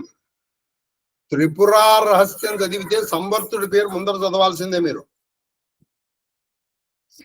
పరశురాముడికి దివ్యోపదేశం చేసినటువంటి మహానుభావుడు, దత్తాత్రేయుణ్ణి చూపించినటువంటి పరశురాముడి కూడా గురువు ఈయన సంవర్తుడు. సామాన్యుడు కాదండి ఈయన సామాన్యుడు కాదు. ఈ సంవర్తుడు అనే పేరు మీరు త్రిపురా రహస్యం చదివితే ఉంటాడు. ఈయన చాలా విచిత్రంగా ఉంటాడు. ఈయన్ని ఒకప్పుడు కిషణుడు అంటే ఈ బృహస్పతి ధిక్కరించాడు. అబ్బా, దాంతో ఆయన వచ్చి ఇల్లు వదిలిపెట్టేసి వెళ్ళిపోయాడు. ఆయన ఎప్పుడు దిగంబరుడై వైరాగ్యంతో నువ్వు ఆయన వెళ్ళి నమస్కారం పెట్టు. ఆయన ఖచ్చితంగా నీకు ఉపదర్శనం పెడతాడు. ఆయన బృహస్పతి అంతటి వాడే. అంగీరసుడు కొడుకు ఆయన కూడా. పెద్దవాడు బృహస్పతి, రెండోవాడు ఈ సంవర్తుడు. కాబట్టి బృహస్పతి అంతటి వాడు. ఇంకా చెప్పాలి, బృహస్పతి కంటే మించిన నువ్వు ఆయన వెళ్ళు, ఆయన నీకు ఉపదర్శనం. ఈయన అన్నాడు మధ్యలో, ఆయన అంగీకరించలేదని ఇంకెందుకని నా బతుకు అన్నాడు. నాకెందుకని బతుకు? ఏదో బతుకు, నేనేదో యజ్ఞం చేద్దాం అనుకున్నాను, ఆయన అంగీకరించలేదు, ఇంకెందుకు బతుకు అనేటప్పటికీ అన్నాడు, కంగారు పడకనైనా వెళ్ళు, ఆ సంవర్తుడు ఒప్పుకుంటాడు, నువ్వు వెళ్ళి చెప్పాలి. అప్పుడు ఆయన అంటున్నాడు, ఎవరు? ఈ రాజు మరుత్తుడు నారదుడితో అంటున్నాడు. చెప్పాం. మునివర బ్రతికితి సంవర్తుని అది బ్రతికితి. మునివర అమ్మాయి బతికిపోయినాయ్యా. లేకపోతే నేను అనుకున్నాను, ఎందుకు ఈ వెధవ బతుకు, యజ్ఞం చేయలేని బతుకెందుకు? యజ్ఞం చేద్దామంటే ఆయన ఏమో రానంటున్నాడు. కాబట్టి బ్రతికితి. ఇప్పుడు సంవర్తుని సరే, సంవర్తుని నేను ఎక్కడ దొరుకుతాను? నేను ఎక్కడ వెతకలను? ఆయన నాకు ఎక్కడ కనపడతాడు? ఎప్పరుసున తగనాడిన నాతడు రూపు సేయక నన్ను గైకొను. నేను ఆయన్ని ఏ విధంగా మాట్లాడితే ఆయన నా అభ్యర్థనను తోసివేయకుండా నా అభ్యర్థన ఆయన మన్నిస్తాడు. అంటే నేను ఆయన్ని ఏ విధంగా మాట్లాడాలో కూడా మీరు నాకు చెప్పండి. ఇప్పుడు కొంతమంది ఉన్నారు, వెళ్తూనే పాదాలకు నమస్కరిస్తే వాళ్ళు కరిగిపోతారు. కొంతమందికి మామూలు ఈ పాద నమస్కారాలు ఇవన్నీ ఇష్టం, ఉన్నది ఉన్నట్టుగా చెప్పాలి. ఇంకొంతమందికి ఒక్కొక్కరికి ఒక పద్ధతి ఉంది కదా. నాకు ఈయన ఎలా వచ్చేయాలో చెప్పాలి అన్నాడు. అనేటప్పటికి సరే అన్నాడు. నాకున్ చెప్పు నాకున్ కరుణను నాకు కరుణతో ఎంతో దయతో ఆ సమర్థుడు నాకు ఎక్కడ కనిపిస్తాడు? ఆయన కనిపించినప్పుడు నేను ఎలా ఆయన్ని ప్రార్థించుకుంటాను? నా మీద ఉన్నటువంటి దయతో చెప్పండి నారద మహర్షి అని మరుత్తుడు నారదుడికి నమస్కరించి అడిగాడు. అడిగితే నారదుడు చెప్తున్నాడు. వచనం అని ప్రార్థించిన ఆ పార్థివోత్తమునకు పార్థివుడు అంటే రాజు, రాజువుల్లో శ్రేష్ఠుడైనటువంటి ఆ మరుతు తపోధన సత్తముండు అంటే తపస్సే ధనముగా కలిగిన వాళ్ళల్లో ఉత్తముడైనటువంటి ఈ నారదుడు ఈ రాజుతో ఈ రాజు ఏమన్నారంటే భూపాల ఏం చెప్తున్నారు? భూపాల అతడు కాశీపురి పాయకవర్తి అతడు కాశీపురి పాయకవర్తిలు. ఆయన కాశీ నగరాన్ని ఎప్పుడూ దాటాడు, కాశీ నగరాన్ని ఎప్పుడూ దాటిరాడు. ఆ సంవర్తుడికి కాశీ నగరం అంటే చాలా ఇష్టం. కాశీ నగరం అంటే ఆయనకి చాలా ఇష్టం. ఆ కాశీ నగరాన్ని ఆయన ఎప్పుడూ దాటాడు. వర్తించు ఉన్మత్త వర్తనమున. మీరు త్రిపురారసి చదివితే సంవర్తకుడి గురించి ఇంకా చాలా బాగా తెలుస్తుంది. సరే, అది చెబుదామంటే ఇప్పుడు కథా విస్తారం ఏర్పడుతుందని చెప్పండి. సరే, పైగా అది ఇంకోటి త్రిపురారహస్యంలో చెప్తే అంత తొందరగా మనకి కనెక్ట్. కాబట్టి ఆయన ఎలా ఉంటాడంటే ఉన్మత్తుడు, ఒక పిచ్చెక్కిన వాళ్ళు, ఉన్మత్త వర్తనమున అంటే ఒక పిచ్చెక్కిన వాళ్ళలాగా ఉంటాడు. అతన్ని ఎరింగేటట్టు ఉపాయము విను. అయితే నువ్వు ప్రతి పిచ్చివాడిని సమర్థకుడు అనుకోలేవుగా. కాబట్టి ఆయన్ని ఎలా గుర్తుపట్టాలో నీకు ఉపాయం చెప్తాను. ఆ ఉపాయంతో నువ్వు ఆయన్ని గుర్తుపట్టవచ్చు. వినుము. పురద్వారమున శవంబు నిడుకొని నువ్వేం చేస్తావంటే కాశీపురానికి వెళ్ళు. ఆ కాశీపుర ద్వారంలో అంటే కాశీ ఎంట్రన్స్ లో నువ్వు ఒక శవాన్ని పెట్టుకుని కూర్చు. అప్పుడు ఎవరైతే వర్తించు వాణి సంవర్తు కాగా అది వచ్చి ఆ శవాన్ని నిన్ను చూసి గబాలను వెనక్కి తిరిగి నివర్తించడం వెనక్కి తిరిగి. అంటే కొంతమంది చూస్తే మనం ముందరికి వెళ్ళకుండా వెనక్కి వెళ్ళిపోతున్నాం. అది చూసి ఆ శవాన్ని చూసి వెంటనే వెనక్కి వెళ్ళిపోయి అదేదో అసహించుకుని వెళ్ళిపోతారు చూసావా. అలా ఎవరైనా వెళ్ళిపోతే వాయిన్నే సంవర్తకుడుగా తెలుసు. నివర్తించేవాడిని సంవర్తకుడు అని తెలుసుకో. నివర్తించడం అంటే వెనక్కి వెళ్తాం. నువ్వు శవాన్ని పెట్టుకుంటు, నిన్ను శవాన్ని చూసి ఎవరైతే వెనక్కి వెళ్ళిపోతారో వాణ్ణి సంవర్తకుడుగా తెలుసుకో అని చెప్పి. వాని సంవర్తు కాగా నెరుగుము. ఆయన్నే సంవర్తుడుగా తెలుసు చెప్పారు. సంవర్తకుని ఎలా గుర్తుపట్టాలో కూడా ఈయన చెప్పేశారు. నువ్వు కాశీపట్నం వెళ్ళు అక్కడ కూర్చోవాలి అని చెప్పారు. మరలి అట్లేగంగా వెనుకన పొమ్ము. అయితే ఆయన నిన్ను చూసి వెనక్కి వెళ్ళిపోతావు. నువ్వేం చేస్తావు? ఆయన వెనకాల వెళ్ళిపో. ఆయన వెళ్ళిపోతే నువ్వు పోయాళ్ళని కూర్చోవద్దు. నువ్వు ఆయన వెనకాల వెళ్ళి బతిమా. నిశ్చల భక్తి పూర్వకముగా ఎచటనైనా నీకు ఏకాంతము వదవిన శరణు సురుము. నువ్వు ఆయన వెనకాల వెళ్తుండగా ఎక్కడైతే ఆయన నువ్వు తప్ప ఏకాంతం దొరుకుతుందో అంటే మీ ఇద్దరు తప్ప ఎవరు లేకుండా ఉంటారు. ఆయన్ని పాదాల మీద పట్టి ఆయన నిన్ను విసుకుంటాడు, కొడతాడు కూడా. ఆయన శరణుకో, నీ పని అయిపోతుంది. వినయభరిత వృత్తి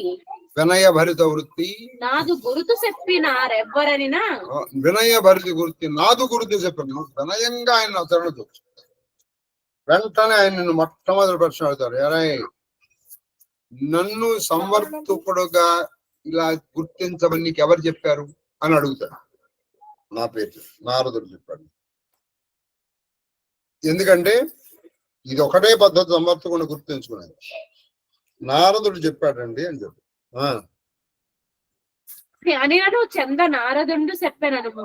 చంద నారదుడు చెప్పాడు. తప్పేమి లేదు. నారదుడు నాకు చెప్పారండి. తరువాతి ఘట్టం మరుత్తుడు సంవర్తుని తన యజ్ఞమునకు ఉపద్రష్టగా వరించు. ఈయన వెళ్ళాడు, అలాగే వెళ్ళి తన యజ్ఞానికి ఉపద్రష్టగా పెట్టుకున్నాడు ఆయన. శేషపతి ఇప్పుడు నారదుడు ఎందున్నవాడని ఇప్పుడు ఆయన వెంటనే మొదటి ప్రశ్న, నన్ను ఇలా గుర్తు పెట్టమని నీకు ఎవరు చెప్తారు అంటే నారదుడు అండి. ఇప్పుడు ఆయన రెండో ప్రశ్న అడుగుతాడు, ఇక్కడ నారదుడు ఎప్పుడు ఎక్కడున్నాడు అని అడుగుతాడు. అప్పుడు నువ్వేం చేస్తావు చెప్తాను సార్, పరమాశ్చర్యకరంగా, ఏం కంగారు పడమాట, నువ్వు ఇలా సమాధానం చెప్పాలి. ఎలా అడిగినట్లయిన అతడు నాకు నిన్ను ఎరింగించి అగ్ని ప్రవేశము చేశాను శంకింపక, అనుమానం చేయకుండా. ఇప్పుడు నారదుడు ఎక్కడున్నాడు అని కనుక నిన్ను ఆయన అడిగితే మొదటిది ఖచ్చితంగా అడుగుతాడు, నీకు ఎవరు చెప్పారు నా గురించి, ఇలా నన్ను గుర్తుపట్టమని నీకు ఎవరు చెప్తారు అని అడుగుతాడు. అడిగినప్పుడు నారదుడు అని చెప్తాడు. ఆయన కనుక నారదుడు ఇప్పుడు ఎక్కడున్నాడు అని అడిగితే నువ్వు అనుమానం పడకుండా వెంటనే నాకు నీ గురించి చెప్పి నిన్ను ఎలా గుర్తుపట్టాలో చెప్పి ఆయన అగ్ని ప్రవేశం చేశాడు, ఆయన అగ్ని ప్రవేశం చేశాడని చెప్పాయి. ఏమైనా నువ్వేమి అందులో అనుమానపడదు, అంటే వితౌట్ ఎనీ హెజిటేషన్ ఆర్ రావరింగ్ ఈ మాట చెప్పేసాను. అనుడు నా మహీపతి వారాణసీపురంబున కేగి అనేటప్పటికి అప్పుడు ఈయన వారాణసీపురము, వరుణ అసి మధ్య ఉన్న ప్రదేశాన్ని కాశీ అంటారు. కాబట్టి ఆ వారాణసీపురమున కేగి దిక్కుమాలిన పీనుగు ఒక్క చోట పడి ఉన్న కానీ దాన్ని పట్టించు. దిక్కుమాలిన అంటే అర్థం ఏంటంటే దానికి ఏ దిక్కు లేదు పాపం, అంటే ఎవరు అనాథ ప్రయత్నం చూశాడు, ఎవరు పట్టించుకోవాలి, అది ఈయన తెచ్చుకున్నాడు. దాన్ని పట్టించుకుని అంటే దాన్ని ఈయన తెచ్చుకుని, మరి ఈయనకి ఆయన సేవ ఎక్కడ దొరుకుతుందండి, తెచ్చుకుని ఆ పురద్వారం కూర్చున్నాడు. దాన్ని పెట్టుకుని పురద్వార ప్రవేశంబు చేరనరిగి ఆ పురద్వారం యొక్క ప్రవేశం ఉంది. అచ్చటన కొనపము అంటే శవం, నిర్జీవితమైనటువంటి శరీరాన్ని శవము కొనపము అంటారు. అచ్చట కొనపము నిడి చూడండి, కొనపము అంటే శవం, గుణపము అది గుణపము అంటే ఇది మనం తబే, అరే ఆ గుణపం తీసుకురంట, పలుగు అంటాం. ఇంకా పలుగు అంటే ఇట్లా పొడవుగా ఉండి అందరు కొంచెం షార్ప్ గా ఉంటుంది. దాంతో భూమిని ఇట్లా తవ్వుతూ ఉంటారు. ఒకప్పుడు ఈ మిషన్లు ఏవి రాకపోవడం దవ్వేవాళ్ళు. మిషన్లు వచ్చిన తర్వాత వాటి వాడకం పోయింది. ఈ పలుగు, పార ఇటువంటి వాటి పోయింది.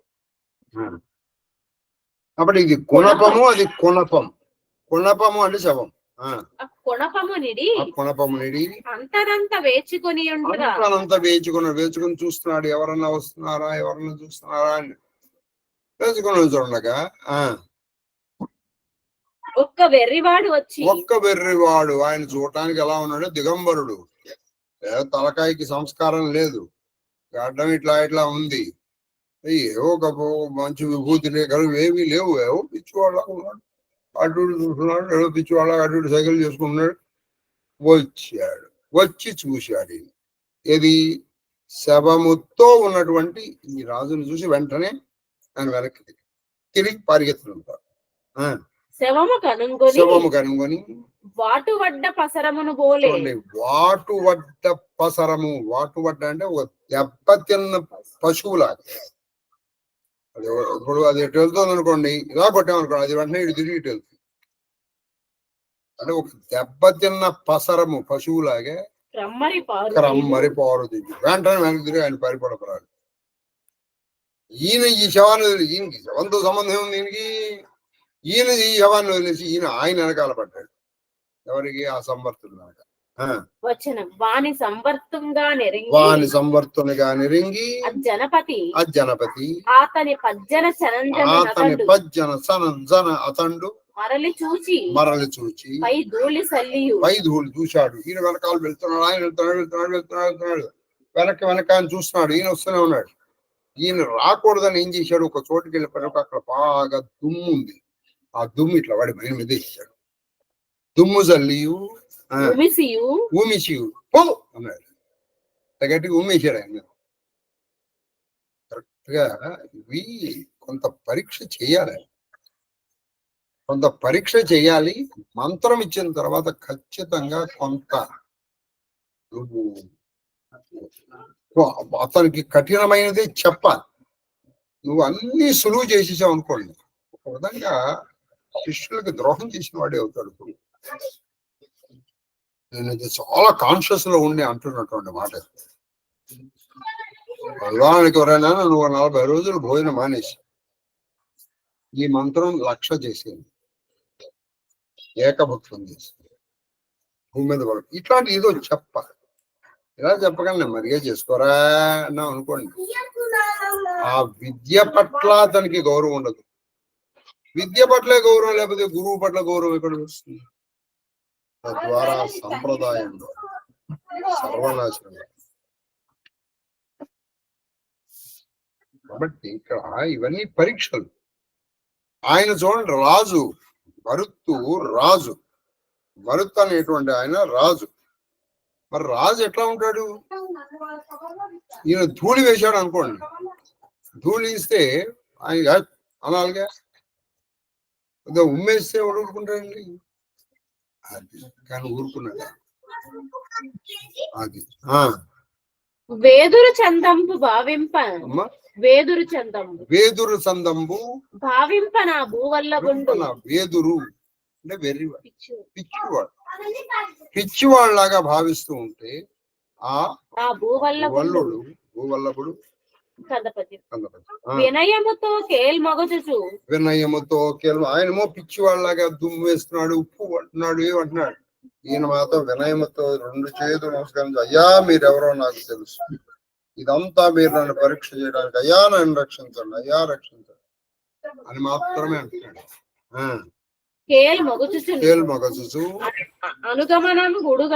అనుగమనంబుడుగా అంటే ఆయన వెనకాల వెళ్ళడం మాత్రం ఈయన మళ్ళా, ఈయన మాత్రం ఇలా నమస్కారం చెయ్యా శరణు అరుగనాతండును నిర్జనమకు ప్రదేశం ఇలా వెళ్తున్నాడు. ఒక ప్రదేశానికి వెళ్ళాడు నిర్జనం, అక్కడ ఎవ్వరు లేరు, ఆయన మాత్రమే ఉంది. నిర్జనమకు ప్రదేశములకు అని ఒక వటవిటపి నీడ చతికిలబడి ఒక వెళ్ళాడు. అక్కడ ఎవ్వరు లేరు. ఓ పెద్ద మర్రి చెట్టు, ఆ మర్రి చెట్టు నీడ వటవిటపి, ఆ వటవిటపి నీడ ఆయన ఇలా చతికిల పెడతాడు, కూర్చున్నాడు. ఈయన కూడా వెళ్ళాడు. దప్పి భావించుకొని ఆయనకి దశ ఉంటుందా, కానీ లేని అలసట తెచ్చుకొని భావించుకుని ఎవరు అసమర్థుడు. మీకు ఎప్పుడైనా విధంగా అందుకే పుస్తకాలు చెప్తున్నాను.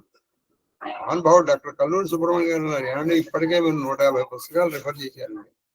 చెప్పాను, త్రిపుర రహస్యం చదవండి. అందులో ఈ సంవర్తకుడు చరిత్ర ఇంకా ఉంటుంది. ఈ సంవర్తకుడు పరశురాముడిని పరీక్షించినటువంటి విధానం. త్రిపుర రహస్యం 3 భాగాలు. అది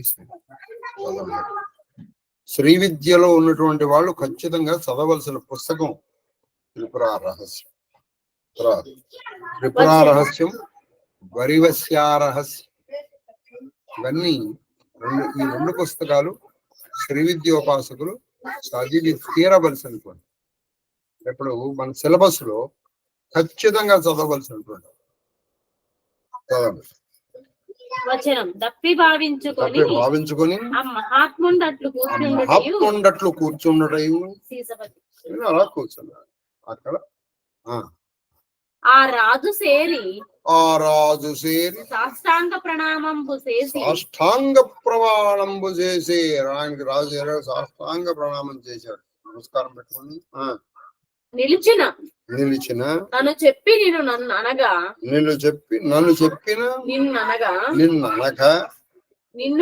నిన్ననగా గుర్తించిన అతని పేరెరిగిపోయా. నా గురించి చెప్పి నిన్నిక్కడికి పంపించిన వాడి పేరు చెప్పు అన్నాడు. నిజమైన సిద్ధించు నీ మనోరథం. నువ్వు నిజం చెప్పు, అప్పుడు నీ మనోరథం అంటే నీ కోరిక నెరవేరు. నువ్వు అబద్ధం చెప్పావా, వంకగునేని తలయేడు బయ్యలై నువ్వు అబద్ధం చెప్పావా, నీ తల ఇప్పటికిప్పుడు ఇక్కడ 7 ముక్కలైపోయి. నిజం చెప్పు. నా గురించి చెప్పిన వాళ్ళు ఎవరు అంటే నీకు ఇటువంటి వాడు సంవర్తకుడు అని నీకు గుర్తు చెప్పి పంపించిన వాడు ఎవరు, నిన్నిక్కడికి పంపించిన నా గుర్తు చెప్పిన వాళ్ళు ఎవరు, నిన్నిక్కడికి పంపించిన. నిజం చెప్పు, లేదా నీ తల 7 వక్కలైపోతుంది అన్నాడు సంవర్తకుడు. అని ముని పలుకుటయు నారదుడు ఎరింగించే నాకు మిమ్మని నాకు నారదుడు చెప్పాడు. నిజం చెప్పేటప్పటికి నిజమాడిన సంవర్తుడు అతడు ఎచ్చటనేమి తెరంగుననున్నవాడు ఎరుంగవలయు నారదుడు చెప్పాడు. సరే, ఇప్పుడు నారదుడు ఎక్కడున్నాడు, ఎలా ఉన్నాడు అని అడిగాడు. అతను ఎచ్చట ఉన్నవాడు, ఏమి తెరంగున ఉన్నవాడు. ఏమి తెరంగ అంటే ఏ విధంగా ఉన్నవాడు నాకు చెప్పు మనవడు మీ తెరగెల్ల చెప్పప్పుడు మీ తెరగ అంటే మీ విధానం అలా చెప్పి, అయ్యా మీరు కాశీ నగరాన్ని వదిలి వెళ్ళరని, మీరు ఇట్లా శవాన్ని చూసి ఇలా వెళ్ళిపోతారని, అటువంటి వాడిని సంవర్తుడుగా తెలుసుకోమని చెప్పి నాకు మీ గురించి అంతా చెప్పి ఇందు పుత్తించినప్పుడా ఇలా నన్ను ఇక్కడికి పంపించి అప్పుడే వెంటనే ఈడ్య ధర్మపరుడు సొదచొచ్చను.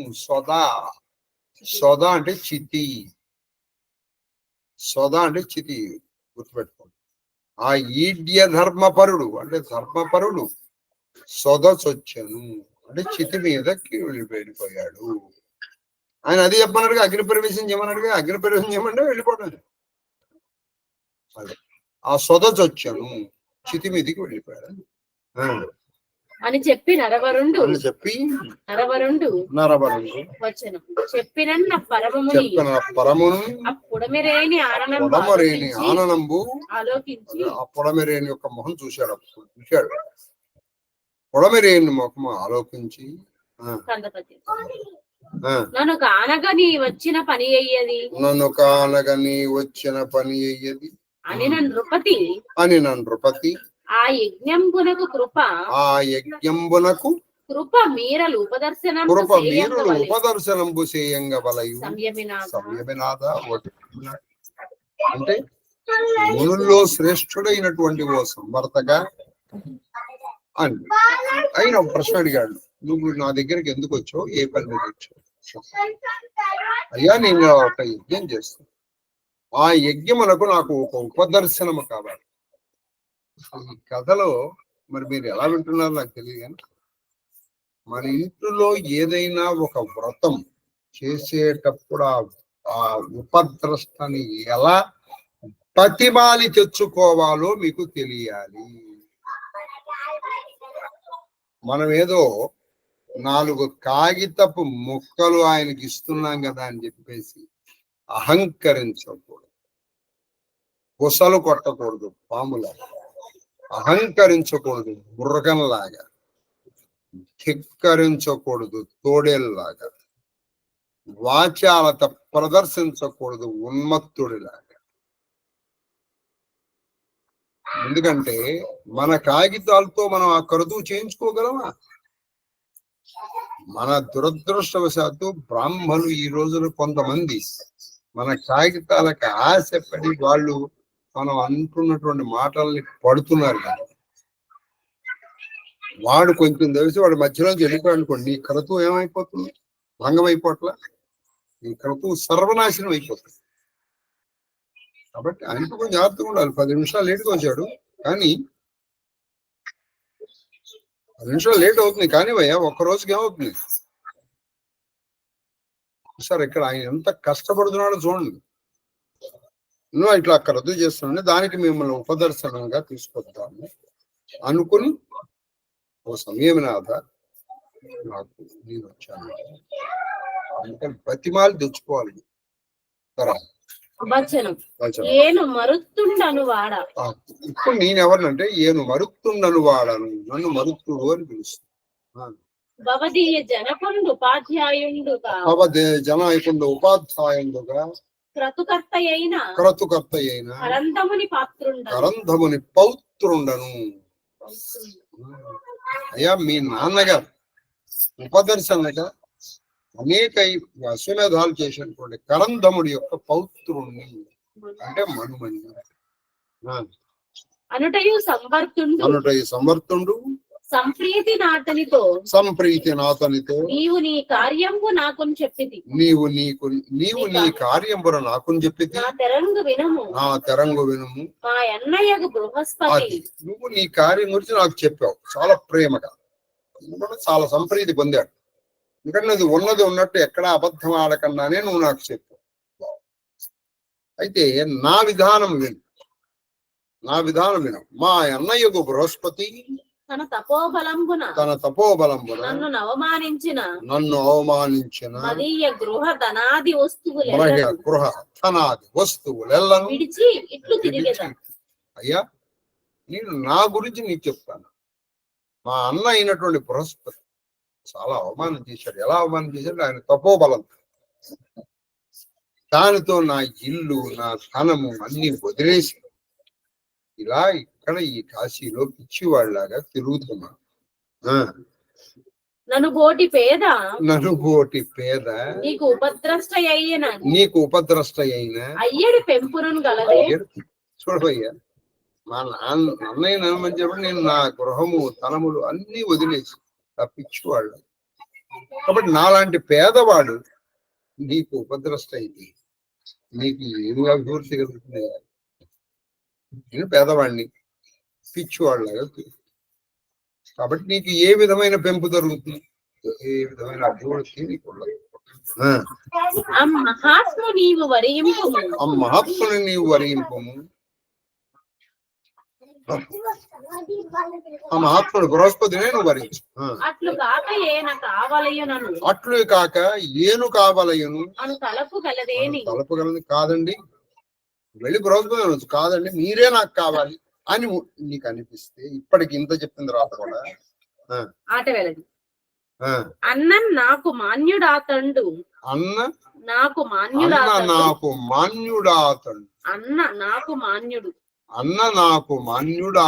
అతండు పనుపంగా నాచరింతు నీదు యాగమునకు వజ్రతనము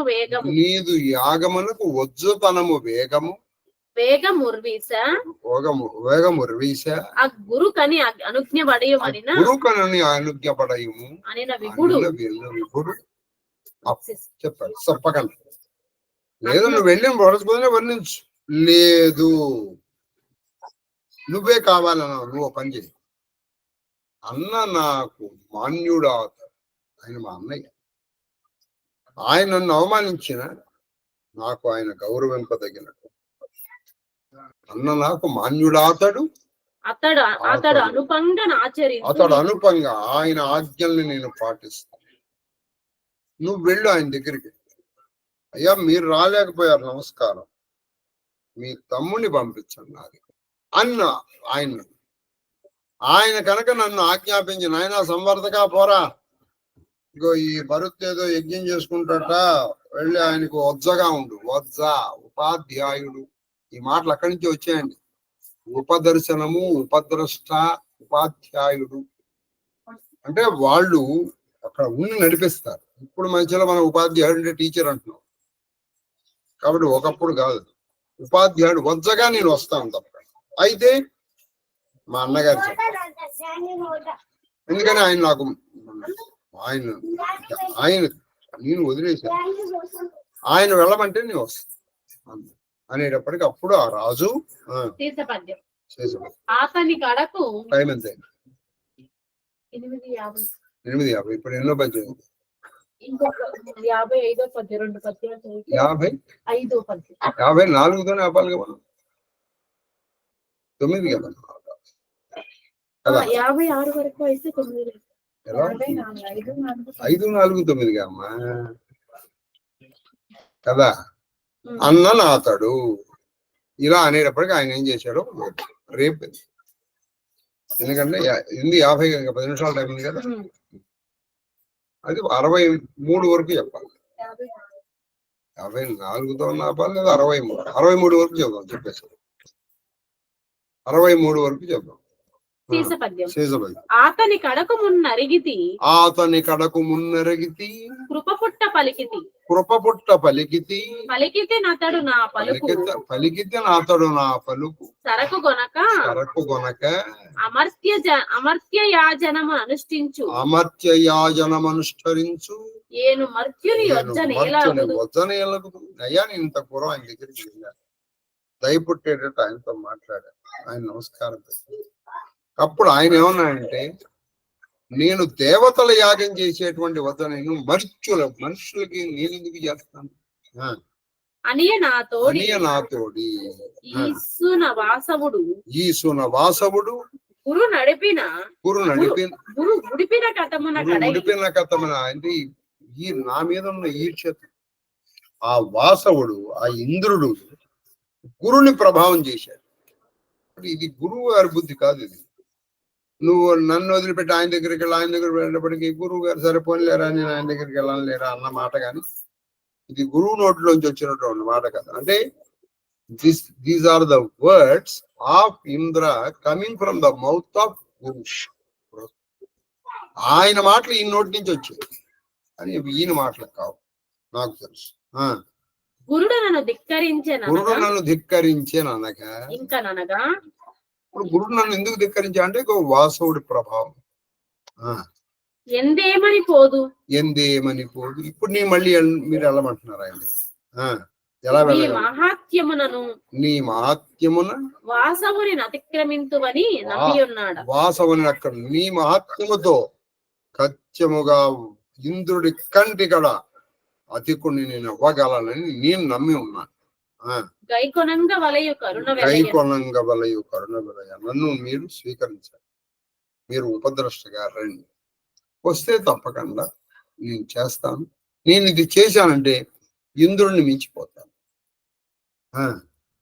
ముని అట్లా అయ్యాడు కాక ముని అప్పుడు ఇవన్నీ విని ముని అయ్యట్లేదు. అలాగే అప్పుడు ఆయన ఒప్పుకున్నాడు. అట్లా అయ్యాడు కాక అలాగే చేస్తాను అని పలికి మరియు రూపాలు ఇలాగే అని చెప్పి ఇంకా ఆయన అంటున్నారు సంవర్తకుడు. అయ్యడున్ కాక ఇప్పుడు నీకు అనుచు నీవు సంచలించినప్పుడు శాపమిత్తు నీకు కీడును బాటిల్లు ఇంత తలచి సుస్థిరుండవు సుస్థిరు అనేనా నేను చేస్తాను. అయితే నువ్వు సంచలితుడవు కనుక అయితే అంటే నువ్వు యజ్ఞ దీక్షలో కదిలావనుకో ఇలా ఉండాలండి. నువ్వు అలాగే ఉండాలి. గురుగారు స్ట్రిక్ట్ అంటే అలా స్ట్రిక్ట్ పొజిషన్ లో ఇప్పుడు ఒక టీచర్ మంచి స్ట్రిక్ట్ పొజిషన్ లో ట్రైన్డ్ పీపుల్ వాళ్ళు ఎంతో వెల్ ట్రైన్డ్. నువ్వు చాలా లిబరల్ గా ఉన్నటువంటి వాడు తాత్కాలికంగా నిన్ను మెచ్చుకోవచ్చు. వాడి జీవితం సర్వనాశనం మీద గురై వీళ్ళు నన్ను సరిగ్గా పెంచలేదురా అనుకుంటా. తల్లిదండ్రులు కావచ్చు, టీచర్లు కావచ్చు, మిమ్మల్ని చక్కగా శిక్షణలోనే పెంచాలి. అందుకే ఇప్పుడు నువ్వు కనుక యజ్ఞ దీక్షలో అటు ఇటు కదిలావు అనుకో, గురుగారు ఒక్క నిమిషం నేను ఇప్పుడే వస్తాను, నీకు నేను శాపం ఇచ్చేస్తాను. నువ్వు ఇంద్రుడిని మించబోగా నువ్వు నేను ఏం శాపం ఇస్తానో తెలియదు. ఇది పెట్టుకొని నువ్వు సుస్థిరతగా ఉంది. ఇప్పుడు చెప్పు, నన్ను వరిస్తావా? మీకు ఇదే భారతంలో పెద్ద కథ చెప్పాను నేను. మొదట కూడా భాగవతంలో కూడా ద్రౌపది దృష్టద్యుమ్నుడు ఎక్కడి నుంచి పుట్టారు? యజ్ఞగుండంలోంచి పుట్టారు. కారణం ఏంటి? ఆయన కడుతూ చేశాడు. యాజీ ఉపయాజీ కథలు మీకు విన్నారు. ఇలాగే వెళ్ళాడు ద్రౌపదుడు. అది జిభా అన్నాడు.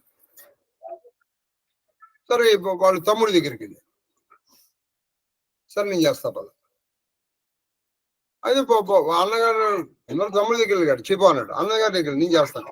అన్నగారు వచ్చేటప్పుడు తమ్ముడు వచ్చాడు. మీరు కదా ఆది దేవుడు ఉంటారు, కనీసం గుర్తుండాలి. చేస్తుంది, అంతా అయిపోయింది. యజ్ఞమాతలు లేదు, మీ ఆవిడ రేపు పిల్లలు నీ ఇస్తాను. ఆవిడ అప్పుడు స్నానానికి వెళ్ళింది. ఆవిడ స్నానానికి వెళ్ళింది. ఈయన అన్నాడు, మరి ఇప్పుడు ఏం చేయమంటారు అంటే, ఆవిడ వెళ్ళి స్నానం చేసి వస్త్రాలంకరణ చేసుకు, ఆవిడ అలంకరణ చేసుకు, వచ్చే వరకు నన్ను ఇలా పట్టుకుని నిల్చోమంటావా? వణికిపోయాడు ద్రౌపది. అతి ప్రాముఖ్యం. గురుగారు తీర్థం ఎక్కడ వస్తాను, ఒక్క నిమిషం మీరు ఉన్నాను అని నువ్వు ఫోన్ మాట్లాడుకుని వచ్చే వరకు నేను ఇక్కడ తీర్థం పెట్టుకుని నుంచోవాలి. శాస్త్రం ఏం చెప్పిందంటే ఉన్నది ఉన్నట్టుగా వచ్చేయమని చెప్పింది. ఉన్నాడు పాటు ఉన్నట్టుగా. ఇప్పుడు ఉదాహరణకి అప్పుడు నువ్వు వస్త్రాలు కట్టుకున్నావు, వచ్చేసి తీర్థం తీసుకున్నాడు.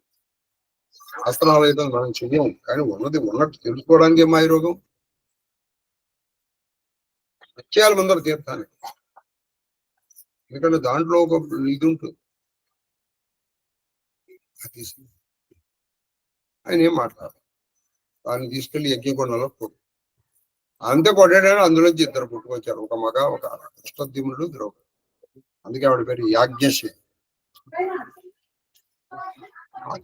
కాబట్టి నేను ఎలా శపిస్తానో నాకు తెలియదు.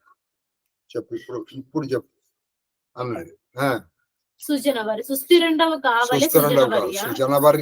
సుజనుల్ని భరించేటువంటి నువ్వు సుస్థిరంగా ఉండాలి. నువ్వు కదిరావా నిన్ను చెప్పిస్తాను. ఏను నీ అధ్వరంబునకు ఉపదర్శనంబు చేయుచుండాలి. ఏను నీకు నీ అధ్వరమునకు ఉపదర్శనము చేయుచుండ. దివస్పతియు బృహస్పతియు ప్రద్వేషించి రోషంబు వాటించు. ప్రద్వేషించి నీకు నీ అజ్ఞానకు ఉపదర్శనం చేస్తూ ఉండగా ఆ దివస్పతి అంటే ఆ స్వర్గాధిపతి, ఆ బృహస్పతి ఇద్దరు కూడా ప్రద్వేషం, గొప్ప ద్వేషాన్ని వహించి ఖచ్చితంగా విఘ్నాల్ని తీసుకొస్తారు వాడు. నువ్వు దాన్ని తట్టుకోవాలి. దానికి నులికి నీవు సంచలించాలి అంటే దానికి నువ్వు ఉలికి పట్టుకుంటే భయపడి నువ్వు సంచలించిన ఇలా కదిలేవు అనుకో, మదీయ శాపంబునకు కీడు, అప్పుడు నేను చెప్పిస్తాను. దానివల్ల నీకు కీడు వస్తుంది. ఇప్పుడు నిజంగా ఈయన ఇంగ్లీష్ లో ప్రాబర్బ్ ఉందండి, he's in between devil and deep sea. తెలుగులో కూడా ఉందండి. వాడు ఎగదీస్తే గోహత్య, దిగదీస్తే బ్రహ్మహత్య. ముందర ఈ వెనక్కి గొయ్యి అంటారు సరే, అటువంటి బాగా. అంటే నీకు ఎటైనా ప్రమాదం తప్పదు, అయితే గోతిలో పడిపోతావా నూతిలో పడిపోతావా నిర్ణయించుకో. అదే డెవిల్ అండ్ డీప్ సీ. అయితే డెవిల్ చేతిలో పడి చావాలి, లేదా డీప్ సీలో పడి చావాలి. నువ్వు జస్ట్ నిర్ణయించుకో. కానీ చావు మాత్రం ఖాయం, అంటే ప్రమాదం మాత్రం ఖాయం. ఇప్పుడు ఈయన పరిస్థితి అలాగే వచ్చింది. కరెక్టే. వాళ్ళు ఈయన ముందర చెప్పేశాడు, వాళ్ళు నేను ఉపదర్శనానికి వాళ్ళకి ఇష్టం ఉండదు, కాబట్టి వాళ్ళు ఖచ్చితంగా విగ్రహాన్ని తీసుకొస్తారు. ఆ విగ్రహానికి నువ్వు భయపడి కదిలావో నిన్ను చెప్పించేస్తా. దానివల్ల నీ కీడు వాటి చెప్పు రమ్మంటావా అన్నాడు. ఇంత తలంచి సుస్థిర నిశ్చయుండవు సుస్థిరముగా ఉండాలి. నిశ్చయుడు విచారించుకో, బాగా ఆలోచించుకో. ఇప్పటికైనా మించిపోయింది, నన్ను వదిలేసి నువ్వు ఇంకోటి చూసుకుంటాడు. నేను వస్తే మాత్రం మహీనాథుండు సంవర్తుండి మరుత్తుని యజ్ఞమునకు ఈ సంవర్తుడు ఒప్పుకున్నాడు, మరుతుడు యజ్ఞమునకు ఉపద్రష్ట అవ్వడం అన్నమాట. నీ కృపగాంచిది నాకును ఇంకొండు విచారంబు నీ దయ నా మీద కలిగి. నాకు ఇంకో ఆలోచన ఎందుకు? నువ్వేదో ఆలోచించుకోండి అన్నా, నాకు ఆలోచన. సంయమీంద్ర ఆ దివస్పతియు బృహస్పతియు నేల పశుపతి విద్వేషపరత పశుపతి విద్వేషపరచనని కలగదునే కలుగుతూనే అది మీ దయ నాకు కలిగింది. ఇది గురువు పట్ల విశ్వాసం. ఈ పద్యం గుర్తుపెట్టుకోండి. పద్యం ఆ దివస్పతి, ఆ బృహస్పతి కాదు, ఆ పశుపతి నా మీద ద్వేషం పెంచుకొని నాకు విగ్రహం తీసుకొచ్చినాను. మీ దయ నా మీద ఉండగా నేను భయపడతాను. భయపడను కదా, నేను ఉంటాను. అది కలచనేని కలగనే మీ సంగతి వాసిన సరసిజాప్త చంద్ర తారక కులాచములు గల అంతకాలంబు పుణ్యలోకములు లేకపోవునని అని శబదము శుద్ధ భావ వృత్తి పలుకుటయు ఒక శబదం చేశాడు. ఏం శబదం చేశాడు ఈయన? ఈ సంగతి వాసిన అంటే నేను మీరు చెప్పినట్లు కనుక ప్రవర్తించకపోతే, నేను మీ ఆజ్ఞని పాటించకపోతే, మీరు చెప్పినట్లుగా నేను చెయ్యకపోతే, నేను సరసిజాప్త అంటే సూర్యుడు, చంద్రుడు, తారకలు, కులాచలములు అంటే కుల పర్వతములు, అది అంటే చంద్రుడు, సూర్యుడు, తారకలు, కులాచలములు ఉన్నంత వరకు నేను అంటే నాకు పుణ్యలోకం లేకుండా ఉండు కాక. ఇది శపథం.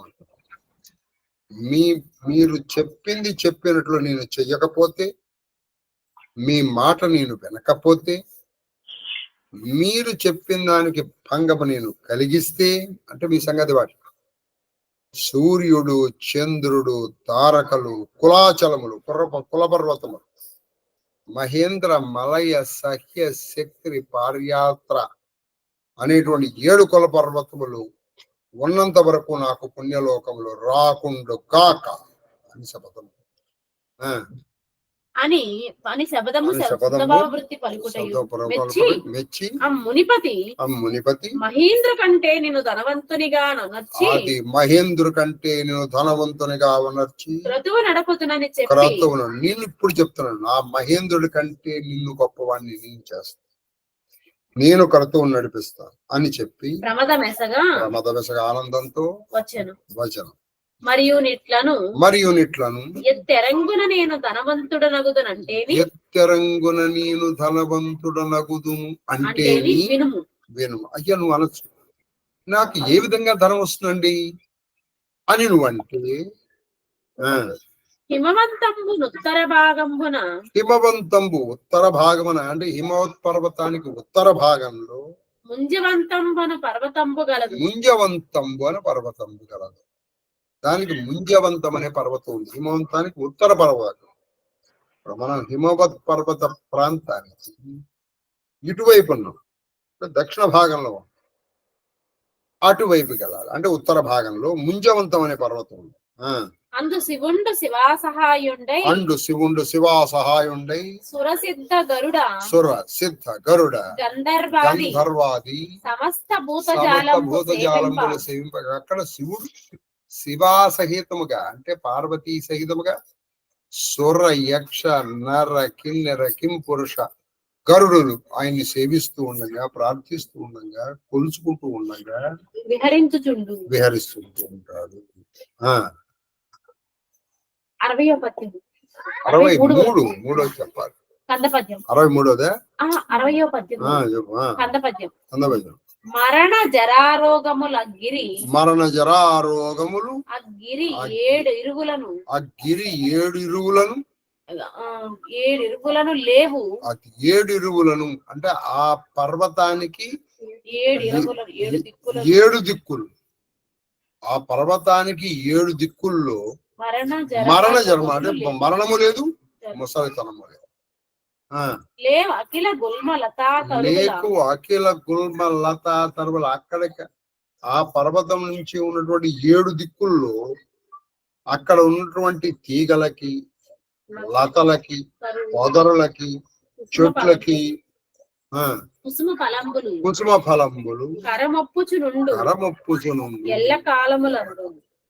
అక్కడ ఉన్న ఆ పర్వతానికి 7 దిక్కుల్లో ఉన్నటువంటి అన్ని తీగలు, అన్ని చెట్లు నిరంతరము వసంత ఋతువు అక్కడ కొడుతూ ఉంటాయి. అక్కడ ఉన్నటువంటి వాళ్ళకి జరామరణం లేదు. ఆ నగంబు పార్శ్వంబులను ఆ నగంబు పార్శ్వముల, ఆ మంజవంతము పార్శ్వముల అంటే పక్కలో పార్శ్వంబులను అరుణ కిరణ పరశుములు అరుణ కిరణ రుచి వితావితానంబు రుచి వితావితానంబు రుచి వితావితానంబు అనుసరించుచు హాస్య అనుకరించి వెలుంగు వెలుగు శుద్ధ కాంచనమయ శుద్ధ కాంచనమయ శిలాస్థూల వాలుకా ప్రభాజాల స్థూల వాలుకా ప్రభాజాల వాలుకా ప్రభాజాల ఆశ్చర్యకార్య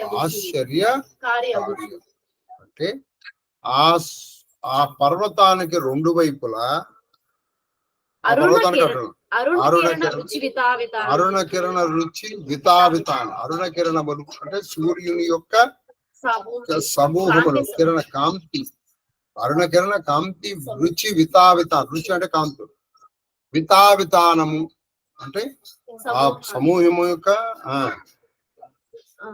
అనుకరించుచు ఆ రుచి వితావితానము అనుకరించుచు అంటే దాన్ని అనుకరిస్తూ అంటే మిమిక్ చేస్తూ దాన్ని అనుసరిస్తూ దాన్ని అనుగమిస్తూ వెలుగుతూ శుద్ధ కాంచనమయ అక్కడ ఎలా ఉందంటే అరుణ కిరణములు వెలుగుతున్నట్టుగా అక్కడ శుద్ధ కాంచనం అంటే పరిపూర్ణమైన ప్యూర్ గోల్డ్ శుద్ధ కాంచనమయముతో ప్రతిదీ కాంచనమయముతో అంటే బంగారంతో నిండిపోయి శిలా స్థూల వాలుక శిల అంటే అక్కడ ఉన్నటువంటి రాళ్ళన్నీ బంగారపు రాళ్ళు స్థూలము పెద్ద ఇసుకలు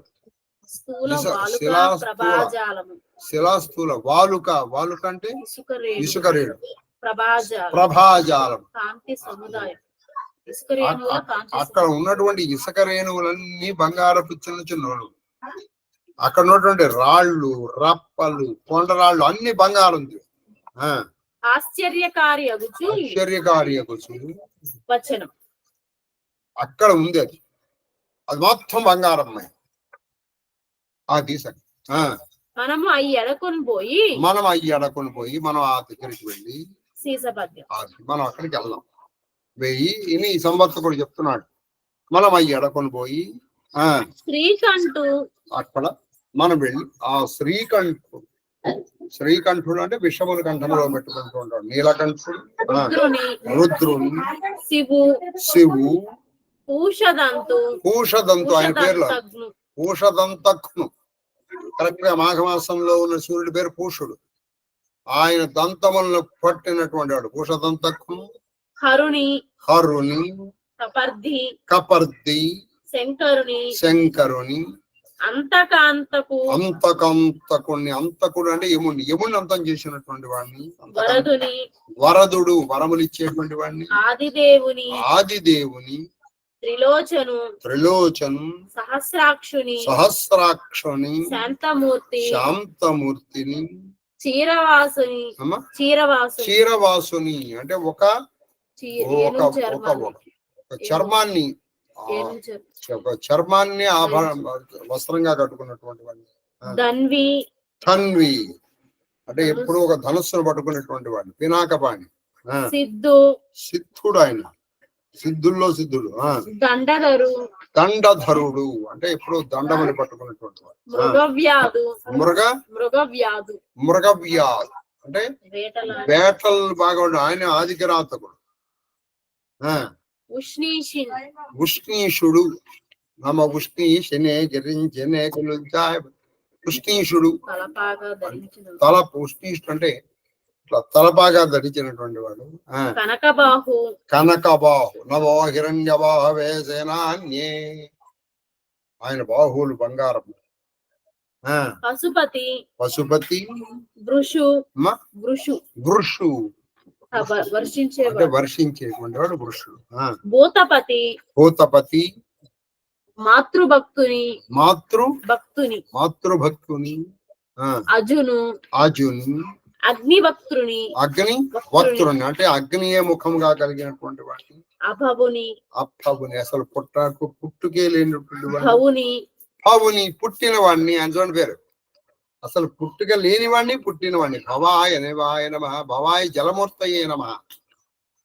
భవని భక్తి ప్రస్తుతించి ఇంత మహాదేవుడు, ఇంత గొప్ప ఇన్ని పేర్లు కలిగినటువంటి ఆయన్ని భక్తితో ప్రస్తుతించి మహాదేవ మహాదేవ మహాదేవ భక్తి ప్రస్తుతి ఆ మృత్యుంజయుడిని ప్రస్తుతించి ప్రణతుల తేల్చి నమస్కారములతో ఆయన నుంచి తత్కరుణ వడసి ఆయన యొక్క కరుణ పొందుతాను. ఆయన ఆ కాశీ విశ్వేశ్వరుడి కరుణ పొంది పసిడి త్రవ్వి అక్కడ పసిడి త్రవ్వి ఆ బంగారాన్ని తవ్వుకున్నాం.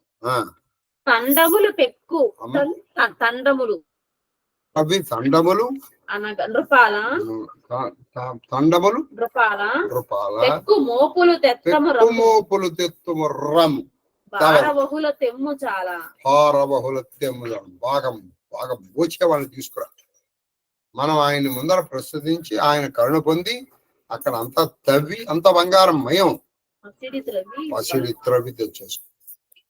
నువ్వు బాగా భారవహులు తీసుకురా అంటే బాగా మోసే వాళ్ళని తీసుకురా. 4-5 కాదు, బాగా మోసేవాళ్ళని తీసుకురా. మనకి దొరికినంత తెచ్చేసుకో. 63 అయింది. సరే వీళ్ళు వెళ్ళారా, తెచ్చుకున్నారా? రేపు ఇప్పటికి 63 అయిపోయినాయి.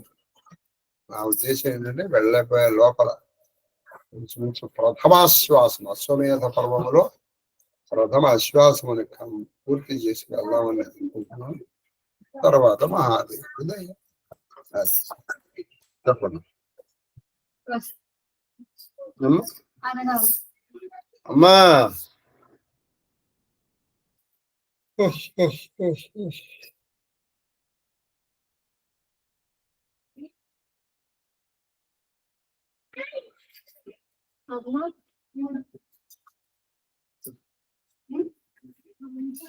కలిగాడు నేను పిలిచినప్పుడు రావు మరి.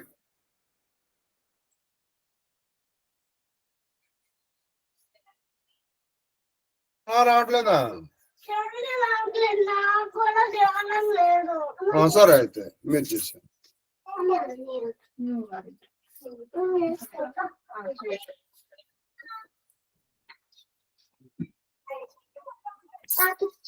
Bluetooth mode.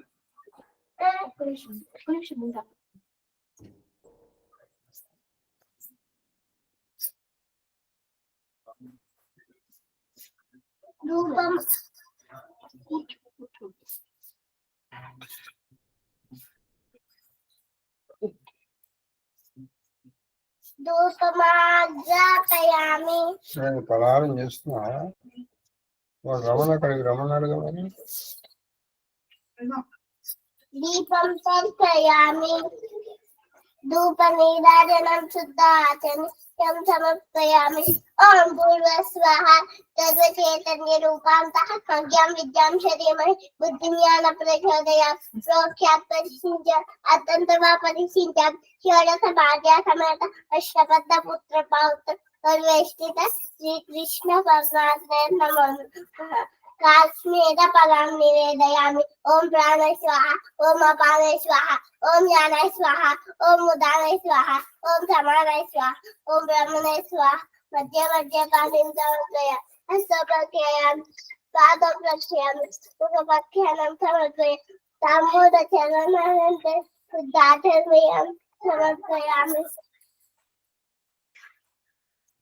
హాయ్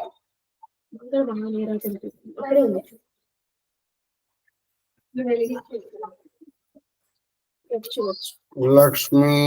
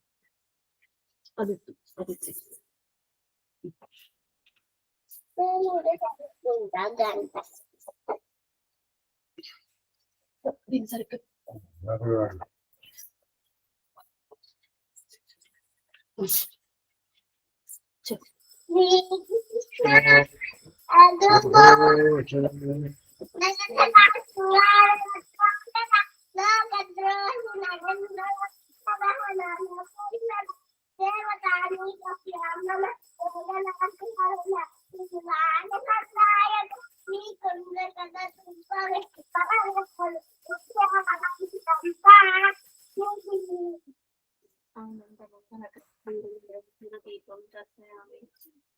నీరాజనానంతరం నమస్కారం. హర నమ పార్వతీపదే. హర హర మహాదేవ. హర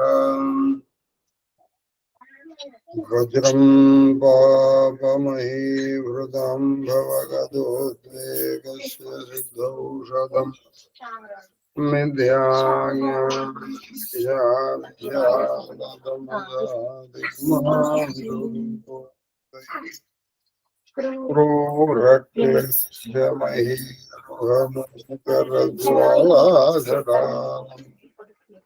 సిగీద్వారం నిర్వృత్తే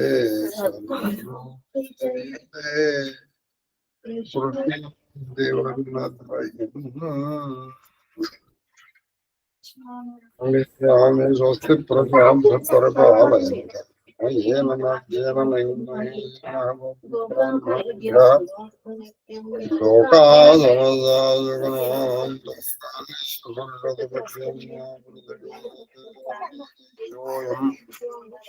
బ్రాహ్మణా సంతు నిర్భయా పుత్రా పుత్రిణ సంతు పుత్రిణ సంతు పుత్రనాథన జీవేమ శరదాం శతం కుటుంబం సపరివారం సంతు జనాన్ రక్షంతు సర్వజ పరివారజ ధర్మబద్ధమనోరథ ఫలసిద్ధిరస్తు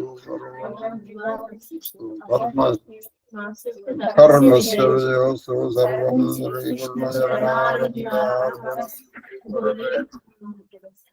మహాదేవ మహాదేవ మహాదేవ మహాదేవ. మహాదేవ మాస్టర్ మహాదేవ మహాదేవ మహాదేవ మహాదేవ మహాదేవ మహాదేవ శాస్త్రి గారు.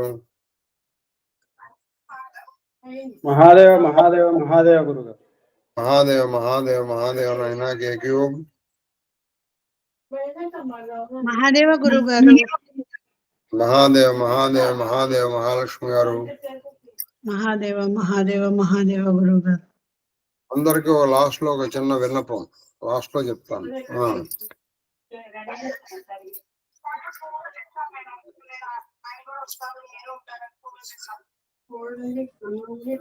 దేవ గురువు గారు, మీ పాద పద్మములకు నా శిరస్సు వంచెత్తుకోట నమస్కారాలు.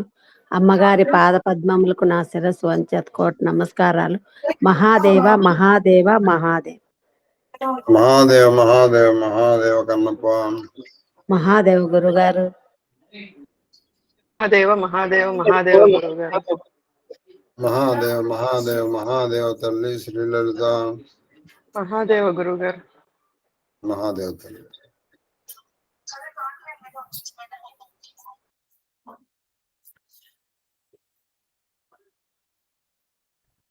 మహాదేవ గురుగారు. మహాదేవ మహాదేవ అయితే మహాదేవ మహాదేవ మహాదేవ ఇక్కడ అగ్ని ప్రవేశం చేస్తూ నారదు చెప్పారు కదా, ఇందులో విశేషం కూడా చెప్పారు ఇక్కడ.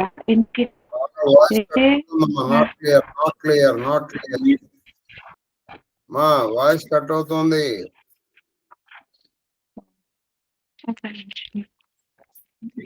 వినపట్లేదు అసలు. మహాదేవ గురుగారు. మహాదేవ ఇప్పుడు వినపడుతుంది, చెప్పండి. ఇక్కడ నారదుడు అగ్ని ప్రవేశం చేసినట్టుగా ఇట్లా చెప్పమని అంటాడు కదా, అతను చెప్తాడు ఇక్కడ ఏదైనా అబద్ధం ఉంటే కూడా 7 ముక్కలు అవుతాయి తల అని అంటాడు కదా, దానికి విశేషంతో ఒకటి చక్కగా ఉంది గురుగారు, కొంచెం వివరించరా? ఇందులో నారద మహర్షి ఆధ్యాత్మిక రహస్యం అని ఉంది. సంవర్తుడు అంటే ఇంద్రియ సుఖాలు, భోగం నుండి, పద వ్యామోహం నుండి, ఇలా మృత్యు నుండి. లాస్ట్ లో చెబుదాం అనుకున్నాను. నువ్వు చెప్పమ్మా, చెప్పు, నువ్వు చెప్పు. ఇందులో విశేషం చెప్పు. ఉంది.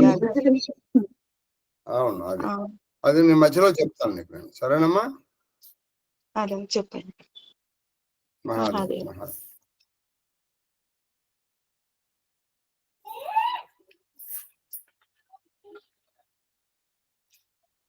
అయిపోయిందా? మహాదేవ మహాదేవ మహాదేవ. యావత్ శివపరివారానికి శుభాభినందనలు, శుభాశిస్సులు అందిస్తూ మీరందరూ కూడా నేను ఇచ్చినటువంటి నా అభ్యర్థనని మన్నించి, ఎందుకంటే మాకు గత 14 సంవత్సరాల మట్టి ఆ పని చేస్తుంది. ఆవిడ పేరు పార్వతి. ఆవిడంటే మాకు చాలా obedient అన్నమాట. కరెక్ట్గా మేము మొన్న కాశీ సంపూర్ణ యాత్రకు వెళ్ళినప్పుడు ఆవిడ విగత భర్తృకైంది. సరే, ఆవిడకి కొంతవరకు సహాయం చేయడం మన ధర్మం అని అనిపించింది. అయితే మరి మీరు అనుకోవచ్చు, మీరు మమ్మల్ని ఎందుకు ఇన్వాల్వ్ చేస్తారు? మన ఇంట్లో ఎప్పుడన్నా పూజలు పునస్కారాలు జరిగినప్పుడు ఏ రోజున కూడా ఎంత పూజన జరిగింది, ఏంటని ఇంతమంది వచ్చారు, ఇంత ఇవి చేయాలని ఎప్పుడు ఒక్కరోజు కూడా అనలేదు. అది కాక సాటి పనికి సాయపడితే మహాదేవుడు మిమ్మల్ని కూడా మెచ్చుకుంటాడని మిమ్మల్ని కూడా ఇన్వాల్వ్ చేయడం జరిగింది. రెండోది, మన పంచక్రోశలో ఆఖరి ఘట్టం వృషభధ్వజేశ్వరుడు. ప్రస్తుతం ఇప్పుడు మనతో పాటే వింటున్నటువంటి శాస్త్రి గారికి తెలుసు. అవాళ మేము అక్కడికి వెళ్ళేటప్పటికి ఆ వృషభధ్వజేశ్వరుడి ప్రధాన పూజారి మహేందర్ వాళ్ళ అక్కయ్య పెళ్లికి సహాయపడమని అడిగాడు. తప్పకుండా నాయన అని చెప్పాను. బహుశా శాస్త్రి గారిని గుర్తు ఉండాలి. ఆయనకి కూడా చెప్పడం అవుతుందని వాళ్ళందరినీ అభ్యర్థించడం జరిగింది. మీరు కూడా తగిన విధంగా దానికి రెస్పాండ్ అయిన మిమ్మల్ని గురువుగా దీవిస్తూ వ్యక్తిగా అభినందిస్తూ మహాదేవ్ పెట్టైనా ఇది ఆప్షన్